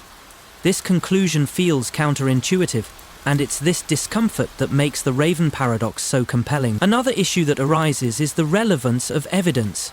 In everyday reasoning, we tend to think that evidence should be relevant to the subject at hand. In this case, we expect black ravens to be the only relevant evidence for the hypothesis that all ravens are black. Observing a green apple feels irrelevant because it is so far removed from the concept of a raven. But in the formal logic of confirmation, it still supports the hypothesis. The paradox asks us to reconsider the idea that relevance should be a determining factor in whether something counts as evidence. According to traditional scientific reasoning, relevance is crucial. For example, a white raven or a black bird would be seen as directly relevant evidence that could either support or disprove the hypothesis. But the raven paradox forces us to acknowledge that non-relevant evidence can still play a role in confirming a hypothesis. One approach to resolving the paradox comes from Bayesian confirmation theory. which posits that evidence should not just be about logical relationships, but also about how the evidence increases the probability of a hypothesis being true. In this view, while observing a green apple may technically confirm the hypothesis, it would have a very small effect on the probability of the hypothesis being true because it is not particularly relevant or informative. Bayesian reasoning allows us to weigh evidence according to its strength and relevance. Under this approach, the observation of a black raven would significantly increase the likelihood that all ravens are black, while the observation of a green apple would have only a negligible effect on the probability. Another approach to addressing the paradox is to consider the problem of the negative instance. A negative instance is an observation that contradicts a hypothesis, such as finding a white raven when the hypothesis is all ravens are black. The raven paradox can be reinterpreted as an issue of confirmation versus falsification. While the observation of a green apple does not disprove the hypothesis, it does not prove it either. Instead, it's simply irrelevant, and its inclusion in the confirmation process might suggest an issue with how we handle negative instances. Another possible resolution is a relevance-based reinterpretation of confirmation if we modify the theory to say that relevant evidence, like a black raven, has a stronger confirmatory effect than irrelevant evidence, like a green apple. We can avoid the paradox. This view aligns more closely with our intuitive sense of evidence, that relevance matters in determining whether something supports or contradicts a hypothesis. The Raven paradox offers profound insights into the nature of inductive reasoning and scientific confirmation. It shows that inductive logic can lead to counterintuitive results when we consider what constitutes evidence. This paradox forces us to rethink how we confirm or disconfirm theories, particularly in scientific inquiry. The paradox also brings to light the issue of how we treat irrelevant evidence. In real-world scientific practice, researchers focus on directly related evidence and tend to disregard or downplay evidence that is unrelated. The Raven paradox highlights that the logic of confirmation is broader and more complex than our typical scientific practice would suggest. The barber paradox. Imagine a barber in a small town who shaves all the men in the town who do not shave themselves. But here's the twist. Does the barber shave himself? If the barber shaves himself, then, according to the rule, he must not shave himself. But if he does not shave himself, then, according to the rule, he must shave himself. This seemingly simple scenario is actually a classic logical paradox, known as the barber paradox, which arises from the self-referential nature of the problem. The paradox presents a contradiction. It appears that the barber must both shave and not shave himself at the same time, creating a logical loop that defies resolution. The barber paradox is often used to illustrate paradoxes of self-reference and the limitations of certain logical systems. It forces us to think more deeply about the nature of sets, self-repsession, and the boundaries of mathematical logic. How can something so simple, like a barber's shaving routine, lead to a contradiction that challenges the fundamentals of logic and set theory? Let's explore the barber paradox, where self-repsession and logical consistency collide in a perplexing, seemingly unsolvable dilemma. The barber paradox was introduced by the British philosopher and mathematician Bertrand Russell in the early 20th century. It is an example of a self-referential paradox, often cited in discussions about set theory and logic. The paradox itself is an analogous example of the more general problem of self-referentiation that Russell himself encountered in his work on set theory. Russell's work led him to develop a theory of types in response to the Russell paradox, which deals with problems of self-referentiation in set theory. In this framework, sets are restricted to avoid self-referential contradictions like the barber paradox. For example, the set of all sets that do not contain themselves cannot exist in the same way as other sets. The barber paradox works similarly. It illustrates that self-referencing rules can create contradictions in logical systems. The paradox itself arises from a simple definition. The barber shaves all and only those men who do not shave themselves. By asking whether the barber shaves himself, we enter a logical loop. This paradox, along with others like the liar paradox and Russell's paradox, highlights the limitations of systems that allow for self-referencing and the need for constraints in formal logic. The barber paradox is a fascinating example of a logical contradiction that arises from self-reference. The paradox takes the form of a seemingly innocent question. Does the barber shave himself? The paradox is often framed as follows. A barber in a town shaves all men who do not shave themselves. The barber is the only person who shaves men in the town, and he shaves all those who do not shave themselves. The question arises, does the barber shave himself? If the barber shaves himself, then according to the rule he cannot be shaved by himself, because he only shaves men who do not shave themselves. But if the barber does not shave himself, then by the rule he must shave himself, because he is a man who does not shave himself. At this point, a contradiction arises. If we attempt to assign a consistent answer to the question, we find that we cannot do so without violating the conditions set out in the original problem. In fact, the paradox illustrates a logical flaw that arises from self-referencing definitions, and it exposes the limitations of certain logical systems when it comes to self-referencing. The barber paradox is a specific example of a self-referential paradox that deals with sets and membership. In set theory, a set is defined by its members, objects that belong to it. The barber paradox challenges the idea of defining a set through its membership in an internal way, leading to contradictions that cannot be resolved within traditional logical frameworks. The Russell paradox, named after Bertrand Russell, highlights a similar contradiction that arises in set theory. It asks, does the set of all sets that do not contain themselves contain itself? If it does, it contradicts its own definition, and if it does not, it must contain itself. The Russell paradox and the barber paradox both illustrate the dangers of self-referential definitions in formal systems and point to the need for a more sophisticated understanding of set membership. In response to paradoxes, like the Russell paradox and the barber paradox, Bertrand Russell developed the theory of types, which restricts self-section in set theory. The idea behind types is that sets cannot be members of themselves, and the membership of a set must be defined in such a way that it does not involve self-section. For example, a set of all sets must be divided into categories based on whether the sets in question can be members of themselves. This hierarchy or classification of sets avoids the logical contradictions that arise in self-referential systems. The type theory prevents a situation like the barber paradox from occurring by restricting how sets or definitions can refer to themselves. In the context of the barber paradox, we would say that the barber's shaving rule must be placed within a specific type or classification that prevents it from being self-referential. The liar paradox is another classic example of a self-referential paradox that shares similarities with the barber paradox. The liar paradox arises from the statement, "This sentence is false." If the sentence is true, then it must be false, as it claims. But if the sentence is false, then it must be true because it correctly claims that it is false. This paradox demonstrates the same logical contradiction found in the barber paradox, where self-referenciation leads to a situation where no consistent answer can be given. The barber paradox can be seen as a variation of the liar paradox, as both involve self-referential rules that lead to logical contradictions. While the liar paradox is a simple statement that creates a paradox, the barber paradox involves a more complex system of rules, the shaving rule, but the underlying problem is the same. Self-referential leads to an unsolvable logical dilemma. Both the liar paradox and the barber paradox expose the limitations of formal logic when it comes to self-referential statements and definitions. In traditional first-order logic, a system that allows for self-referential statements leads to contradictions because it cannot consistently determine whether a statement is true or false in the case of self-referential. One way of addressing these paradoxes in formal logic is through the development of more complex logical frameworks, such as non-classical logics or hierarchical logic systems, which impose restrictions on how sets or statements can reference themselves. These systems provide a way of resolving contradictions by separating different levels of reasoning and preventing direct self-references.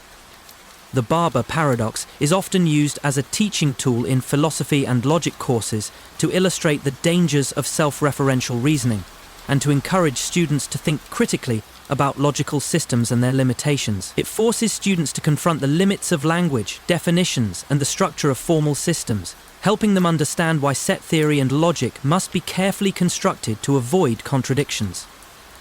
The barber paradox, along with other self-referential paradoxes, has had a lasting influence on the development of modern mathematics and set theory. It has led to the creation of more sophisticated logical frameworks that can handle the complexities of self-reference. For example, Russell's theory of types, and later Zermelo-Fraenkel set theory, ZF, provided solutions to the Russell paradox and other paradoxes by introducing restrictions on how sets can be defined and how they interact with each other. These developments in formal logic have profound implications for fields such as mathematics, computer science, and philosophy, where the principles of set theory and logical systems are foundational to understanding everything from mathematical proofs to programming languages. While the Barber paradox is a theoretical construct, it illustrates how logical paradoxes can arise in everyday life when rules or definitions are self-referential. The paradox encourages a deeper understanding of how we define categories, groups, and relationships, both in formal systems and in the real world. In everyday language, we often encounter situations where self-referential leads to confusion or contradiction. The Barber paradox serves as a reminder that carefully constructed definitions and logical systems are necessary to avoid these contradictions and to maintain consistency in reasoning. The Barber paradox highlights the importance of clarity in definitions. In any logical or philosophical system, the rules must be clearly defined to avoid paradoxes or contradictions. This principle applies not only to formal systems like set theory, but also to everyday thinking, where our definitions shape how we interact with and understand the world. The Barber paradox remains an important illustration of the limitations of self-referential logic and the challenges of constructing systems that are both consistent and complete. It shows that self-referential, whether in sets, statements, or definitions, can create contradictions that prevent logical systems from functioning properly. This paradox highlights the need for restrictions on self-referential reasoning and the importance of carefully constructed logical frameworks to avoid inconsistency. This statement is unprovable. Paradox. Imagine encountering a sentence that says, "This statement is unprovable." It's a simple assertion, yet it opens up a mind-bending paradox. If the statement is true, then by its own definition it must be unprovable. But if it's unprovable, then could it in fact be false? And if it's false, that would imply that the statement is provable, which contradicts the idea that it's unprovable. This leads us to the "this statement is unprovable" paradox, a fascinating puzzle that explores the limits of truth and proof in logic and mathematics. The paradox demonstrates how self-referential statements, those that reference their own validity or truth, can generate contradictions that challenge our understanding of logical systems. Can a statement about unprovability ever be proven true or false? "This statement is unprovable" paradox reveals the complexity of truth and provability in formal systems, forcing us to confront the limits of mathematical logic and the foundations of knowledge. Let's dive into the paradox, where truth, logic, and self-reconcile create an unresolvable loop. The "this statement is unprovable" paradox is a modern manifestation of the classic problems associated with self-reconcile systems. The paradox draws upon the liar paradox, famously exemplified by the statement, "This sentence is false." The liar paradox has been a staple of philosophical and logical inquiry for centuries, demonstrating how self-referential statements can create contradictions. While the liar paradox has been explored since the time of the ancient Greeks, the more specific "this statement is unprovable" paradox is rooted in the development of formal logic and mathematical proof theory in the 20th century. This paradox is especially relevant in the context of Gödel's incompleteness theorems, which showed that, in any sufficiently powerful formal system, there will always be statements that cannot be proven true or false within the system. Gödel's work revealed that self-referential statements could lead to unprovable truths, which is at the core of this paradox. In the modern era, computer science and mathematical logic continue to grapple with the implications of self-referential paradoxes. The "this statement is unprovable" paradox is closely related to Gödel's incompleteness and Turing's halting problem, both of which show that there are fundamental limitations to what can be known and proven within formal logical systems. This paradox remains a critical point of discussion for those studying metamathematics and the philosophy of truth. The "this statement is unprovable" paradox is an exploration of self-referential statements and their implications for logical systems. At first glance, the paradox seems simple. If a statement says it is unprovable, can it be proven? The paradox is a perfect example of how self-referential notions of truth and proof. A self-referential statement is one that makes a claim about itself. The "this statement is unprovable" sentence is self-referential because it refers to its own provability, or lack thereof. Self-referential statements often give rise to paradoxes because they create a feedback loop that cannot be resolved by the usual rules of logic and truth. Self-referential paradoxes have been studied for centuries, but they gained formal prominence in the 20th century with the development of formal logic and mathematical proof theory. The most famous example of a self-referential paradox is the liar paradox, which states, "This sentence is false. If the sentence is true, then it must be false. But if it is false, then it must be true." This creates a logical contradiction that cannot be resolved using the usual rules of logic. The "this statement is unprovable" paradox is a variation of the liar paradox, with the key difference being that it deals specifically with provability rather than truth. The paradox asks whether a statement about unprovability can itself be provable or true, leading to a similar logical loop. The "this statement is unprovable" paradox is closely related to Gödel's incompleteness theorems, which demonstrated that in any formal system that is sufficiently complex to include basic arithmetic, there will always be statements that are true but cannot be proven true within the system. In other words, there will always be unprovable truths. Gödel's theorems show that mathematics and formal logic are inherently incomplete. There will always be statements that lie outside the scope of what can be proved by the system's rules. This is directly relevant to the "this statement is unprovable" paradox, because it suggests that there may be true statements about unprovability that cannot be proven within the system. The paradox reveals the limitations of formal logical systems and challenges our assumptions about provability and truth. Just as Gödel's work showed that there are true mathematical statements that cannot be proven, the "this statement is unprovable" paradox shows that some statements about provability may themselves be unprovable. The "this statement is unprovable" paradox also has ties to Turing's halting problem, which addresses the question of whether it is possible to create an algorithm that can determine whether any given computer program will eventually halt or run forever. The halting problem, like Gödel's incompleteness theorem, demonstrates that there are limits to what can be determined within a formal system. In this case, there are programs for which it is impossible to determine whether they will halt. The halting problem and the "this statement is unprovable" paradox share a common theme. Both reveal the limits of computability and provability. In both cases, there are statements that cannot be resolved using the system's rules, whether in mathematics or computation. The paradox arises when we try to prove something about a system that is inherently incapable of proving it. The "this statement is unprovable" paradox forces us to reconsider the relationship between truth and proof in formal systems. In mathematics and logic, truth is often equated with provability. If a statement is true, it should be possible to prove it using the rules of the system. However, Gödel's incompleteness theorems and the "this statement is unprovable" paradox show that this assumption is not always correct. There can be true statements that are unprovable within a given system. This distinction between truth and proof has profound implications for our understanding of mathematical logic, knowledge, and epistemology. It suggests that there may be limits to human knowledge. Certain truths about the universe or the nature of existence may be beyond our ability to prove or understand. The paradox also highlights the self-referential nature of many logical systems. A statement like "this statement is unprovable" refers to itself, creating a situation where its truth and provability are tied together in a way that makes it impossible to resolve. This self-referential can lead to contradictions, making it difficult to maintain the consistency of the system.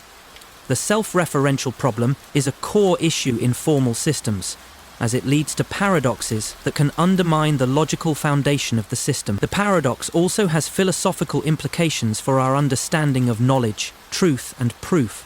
It raises important questions about the limits of formal systems and whether we can ever know or prove everything within a given system.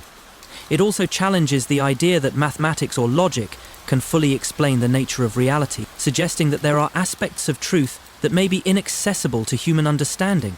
One possible way to resolve the paradox is through the concept of meta-logic, where we step outside the system and apply a higher-level logic to the problem. Meta-systems can provide a framework for understanding self-referential paradoxes, although they do not eliminate the underlying tension between truth and provability. These higher-level systems can give us tools to understand paradoxes, but they do not provide a definitive solution.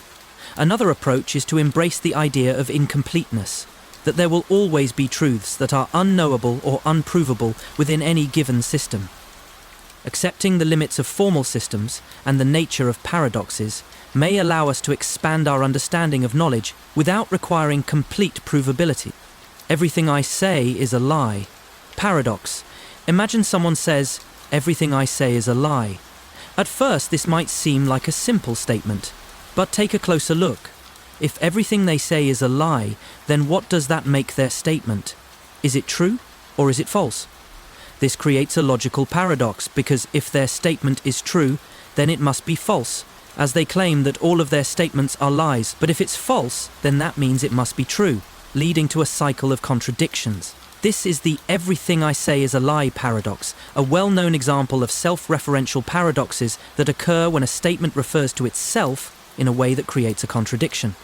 The paradox forces us to question the very nature of truth and lie, blurring the lines between what is true and what is false. It challenges our understanding of language, meaning, and logical consistency. Let's dive deeper into this mind-bending paradox, where the very concept of truth cancels itself out in a loop of contradictions. The "everything I say is a lie" paradox is a variation of the more general liar paradox, which has roots in ancient philosophy. The most famous version of the paradox was introduced by the Greek philosopher Eubulides of Miletus, who is credited with formulating the original liar paradox. He posed the statement "I am lying," which led to the same contradiction as the "everything I say is a lie" paradox. If the statement is true, then the person is lying, which means the statement is false. But if the statement is false, then the person must be telling the truth, creating an unresolvable loop. In the 20th century, the liar paradox gained renewed attention through the work of philosophers and logicians such as Bertrand Russell and Kurt Gödel, who explored the paradox in the context of formal logic and self-referential statements. The paradox is not just a curious quirk of language, but a fundamental challenge to our understanding of truth and consistency in logic. The "everything I say is a lie" paradox brings the issue of self-referentiation to the forefront. When a statement refers to itself, it creates a situation where the truth or falsity of the statement cannot be determined without creating a contradiction. This paradox is closely related to Gödel's incompleteness theorems, which show that within any sufficiently powerful logical system, there are statements that cannot be proven to be either true or false.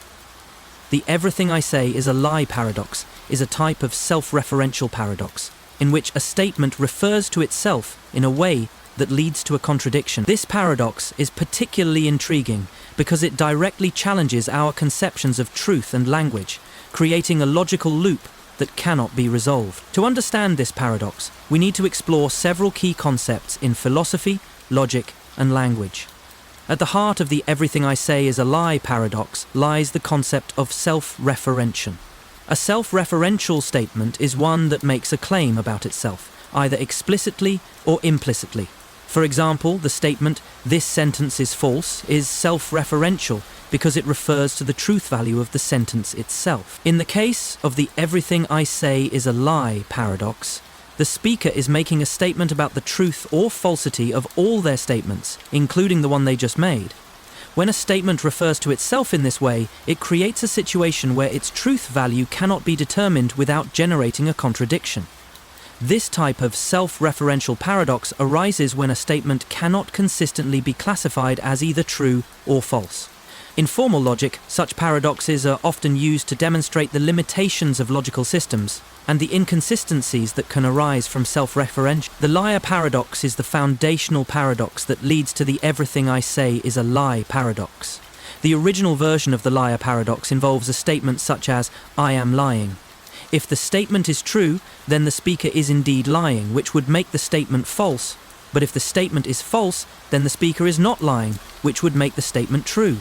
This creates an infinite loop of contradiction. The "everything I say is a lie" paradox is a more generalized version of the liar paradox. In this case, the speaker is claiming that all their statements are lies, which includes the statement they just made. If the statement is true, then the speaker is lying, meaning the statement is false. But if the statement is false, then the speaker is telling the truth, meaning the statement must be true. This results in the same type of logical inconsistency as the original liar paradox. In logic, the truth value of a statement is typically classified as either true or false. A statement is considered true if it corresponds to the facts or reality it describes, and false if it does not. In the case of self-referential statements, however, determining the truth value becomes difficult, as the statement refers to itself and creates a logical loop. The "everything I say is a lie" paradox forces us to reconsider how we define truth and falsity in self-referential contexts. If we assume that the statement is true, then the speaker must be lying, which would make the statement false. But if we assume that the statement is false, then the speaker must be telling the truth, which would make the statement true. This creates a situation where the statement is both true and false at the same time, violating the principle of bivalence, which states that every statement must be either true or false. In formal logic, systems are designed to be consistent, meaning that contradictions cannot be derived within the system. The "everything I say is a lie" paradox highlights a limitation of formal logical systems. They cannot fully handle self-referential statements without encountering contradictions. This paradox is closely related to Gödel's incompleteness theorems, which demonstrate that in any sufficiently powerful logical system, there are statements that cannot be proven true or false. Gödel showed that self-referential statements like "this statement cannot be proven true" lead to logical paradoxes that cannot be resolved within the system. The "everything I say is a lie" paradox is a simple version of the kinds of paradoxes Gödel described, and it illustrates the limitations of formal systems in dealing with self-referential logic. The paradox also has implications for the philosophy of language and meaning. In natural language, we often rely on the assumption that statements can be interpreted based on their meaning and the context in which they are made. However, self-referential statements, such as "everything I say is a lie," undermine this assumption by creating a situation where the meaning of the statement cannot be understood without considering its own truth value. In this case, the speaker's claim about their own statements leads to a breakdown in the normal process of meaning-making. If the statement is both true and false, then it loses its ability to convey a coherent message. This breakdown in meaning challenges our understanding of how language functions and how truth and falsehood are constructed through communication. The paradox also highlights the limits of language in expressing logical consistency. While language is a powerful tool for communication, it is not always sufficient to capture the complexities of truth and logic, especially when dealing with self-referential statements. The "everything I say is a lie" paradox shows that language can sometimes lead to logical contradictions, and that meaning can become unclear or ambiguous when statements refer to themselves. The "everything I say is a lie" paradox is an important tool for exploring the limits of philosophical logic and the nature of truth. It serves as a reminder that not all statements can be classified as true or false in a simple binary way. Self-referential paradoxes like this challenge our understanding of logic, truth, and meaning, and raise important questions about the nature of self-referential and language. In the realm of artificial intelligence and computational theory, paradoxes like the "everything I say is a lie" paradox have practical implications. AI systems that rely on logical reasoning may encounter similar self-referential loops, leading to inconsistencies in their decision-making processes. Understanding and addressing self-referential paradoxes is crucial for developing AI systems that can handle complex, real-world reasoning without falling into contradictions. "Everything I say is a lie." Paradox. Imagine someone says, "Everything I say is a lie." At first, this might seem like a simple statement, but take a closer look. If everything they say is a lie, then what does that make their statement? Is it true or is it false? This creates a logical paradox because if their statement is true, then it must be false, as they claim that all of their statements are lies. But if it's false, then that means it must be true, leading to a cycle of contradictions. This is the "everything I say is a lie" paradox, a well-known example of self-referential paradoxes that occur when a statement refers to itself in a way that creates a contradiction. The paradox forces us to question the very nature of truth and lie, blurring the lines between what is true and what is false. It challenges our understanding of language, meaning, and logical consistency. Let's dive deeper into this mind-bending paradox, where the very concept of truth cancels itself out in a loop of contradictions. The "everything I say is a lie" paradox is a variation of the more general liar paradox, which has roots in ancient philosophy. The most famous version of the paradox was introduced by the Greek philosopher Eubulides of Miletus, who is credited with formulating the original liar paradox. He posed the statement, "I am lying," which led to the same contradiction as the everything I say is a lie paradox. If the statement is true, then the person is lying, which means the statement is false. But if the statement is false, then the person must be telling the truth, creating an unresolvable loop. In the 20th century, the liar paradox gained renewed attention through the work of philosophers and logicians such as Bertrand Russell and Kurt Gödel, who explored the paradox in the context of formal logic and self-referential statements. The paradox is not just a curious quirk of language, but a fundamental challenge to our understanding of truth and consistency in logic. The everything I say is a lie paradox brings the issue of self-referentiation to the forefront. When a statement refers to itself, it creates a situation where the truth or falsity of the statement cannot be determined without creating a contradiction. This paradox is closely related to Gödel's incompleteness theorems, which show that within any sufficiently powerful logical system, there are statements that cannot be proven to be either true or false. The everything I say is a lie paradox is a type of self-referential paradox, in which a statement refers to itself in a way that leads to a contradiction. This paradox is particularly intriguing because it directly challenges our conceptions of truth and language, creating a logical loop that cannot be resolved. And the limits of knowledge. It reveals the complexity of predicting future events when knowledge about the situation can affect the outcome, challenging our intuitive understanding of logic and surprise. The unexpected hanging paradox is a paradoxical situation where the conclusion drawn from a logical argument leads to a contradiction when it actually occurs. The paradox is based on a seemingly straightforward scenario, but it involves a series of logical reasoning steps that create an unexpected outcome. The central issue at the heart of the paradox is the tension between knowledge and prediction, especially when the ability to predict a future event can affect whether or not it occurs. The paradox begins with a statement made by a judge who tells the prisoners that one will be hanged on a weekday and that the execution will occur on one of the next 5 days. The judge adds a condition that the hanging will be a surprise, meaning that none of the prisoners will be able to predict the day of the hanging in advance. This introduces an important element of surprise, which plays a critical role in the unfolding paradox. The surprise clause is key to the paradox. The prisoners are told that they cannot know in advance which day the hanging will occur, and that the execution must be a surprise. At first glance, the situation seems simple, and the prisoners believe they can use logic to figure out the solution. However, it's the very attempt to predict the hanging day that leads to the paradox. The prisoners begin by considering the information provided. They know that the hanging will take place on one of the next 5 days, Monday through Friday. At first, the prisoners reason that the hanging cannot occur on Friday. Since the hanging must be a surprise, and they know that the hanging will occur by Friday, they can predict that it will happen on Friday. But, according to the judge's conditions, the hanging cannot be predictable, meaning that the hanging cannot happen on Friday. They then reason similarly about Thursday. Since the hanging cannot happen on Friday, as it would be predictable, the hanging must occur on Thursday if it is going to happen at all.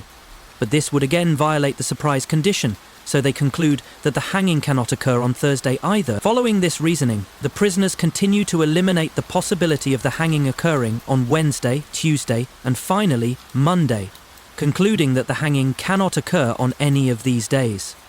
Thus, the prisoners reach the conclusion that there will be no hanging at all. The paradox lies in the fact that the prisoners' reasoning leads them to predict that they will not be hanged, but in reality one of them is hanged on one of the days, creating the unexpected outcome.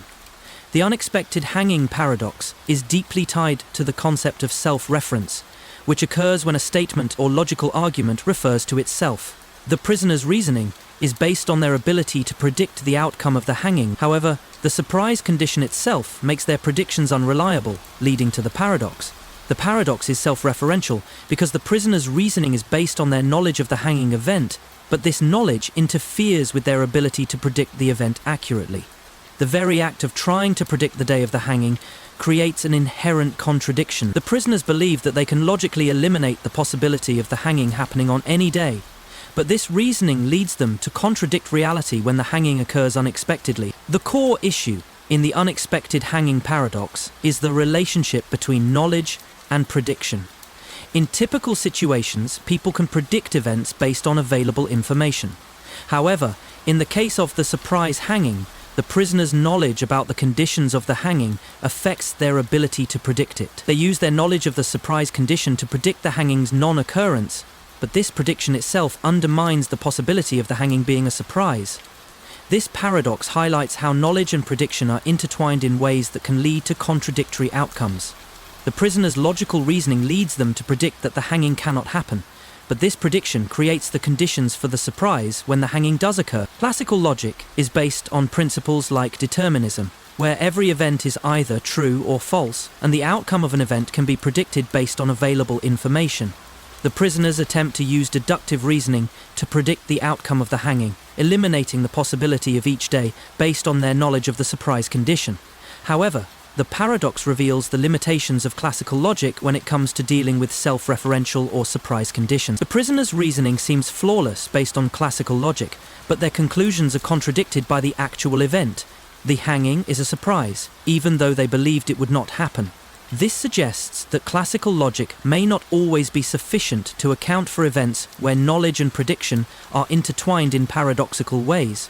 One way to resolve the paradox is to modify classical logic by introducing the concept of probabilistic reasoning or non-deterministic logic. In non-deterministic logic, outcomes are not strictly predictable based on available information, and surprise events can occur even when the conditions are well understood. This modification could help account for the unexpected nature of the hanging in the paradox. By incorporating probability theory or uncertainty into the reasoning process, the prisoners could acknowledge that even though they believe the hanging cannot occur, it remains a possibility. Uncertainty about the future could then be factored into their reasoning, preventing them from drawing a conclusion that contradicts the surprise element. The unexpected hanging paradox has real-world applications in the study of prediction and knowledge. It highlights the limits of predictive knowledge in situations where our understanding of future events can affect their outcomes. In many areas of life, such as economics, psychology, and even politics, our ability to predict future events is often influenced by the knowledge we have about those events. This can create situations where predictions are not only inaccurate but also self-defeating. The paradox also has implications for decision-making and strategic planning. In competitive settings like games of strategy, business, or politics, players often try to anticipate the moves of others based on available information. However, as the unexpected hanging paradox shows, this kind of prediction can backfire when the player's knowledge of the situation leads them to make decisions that contradict reality. This phenomenon is often seen in game theory, where players may make decisions based on the assumption that others will follow logical reasoning, only to discover that the surprise outcome occurs because of the strategic interplay between knowledge and prediction. The unexpected hanging paradox forces us to reconsider the relationship between knowledge, prediction, and reality. It demonstrates how logical reasoning can lead to unexpected and counterintuitive results when self-represented and surprise are involved.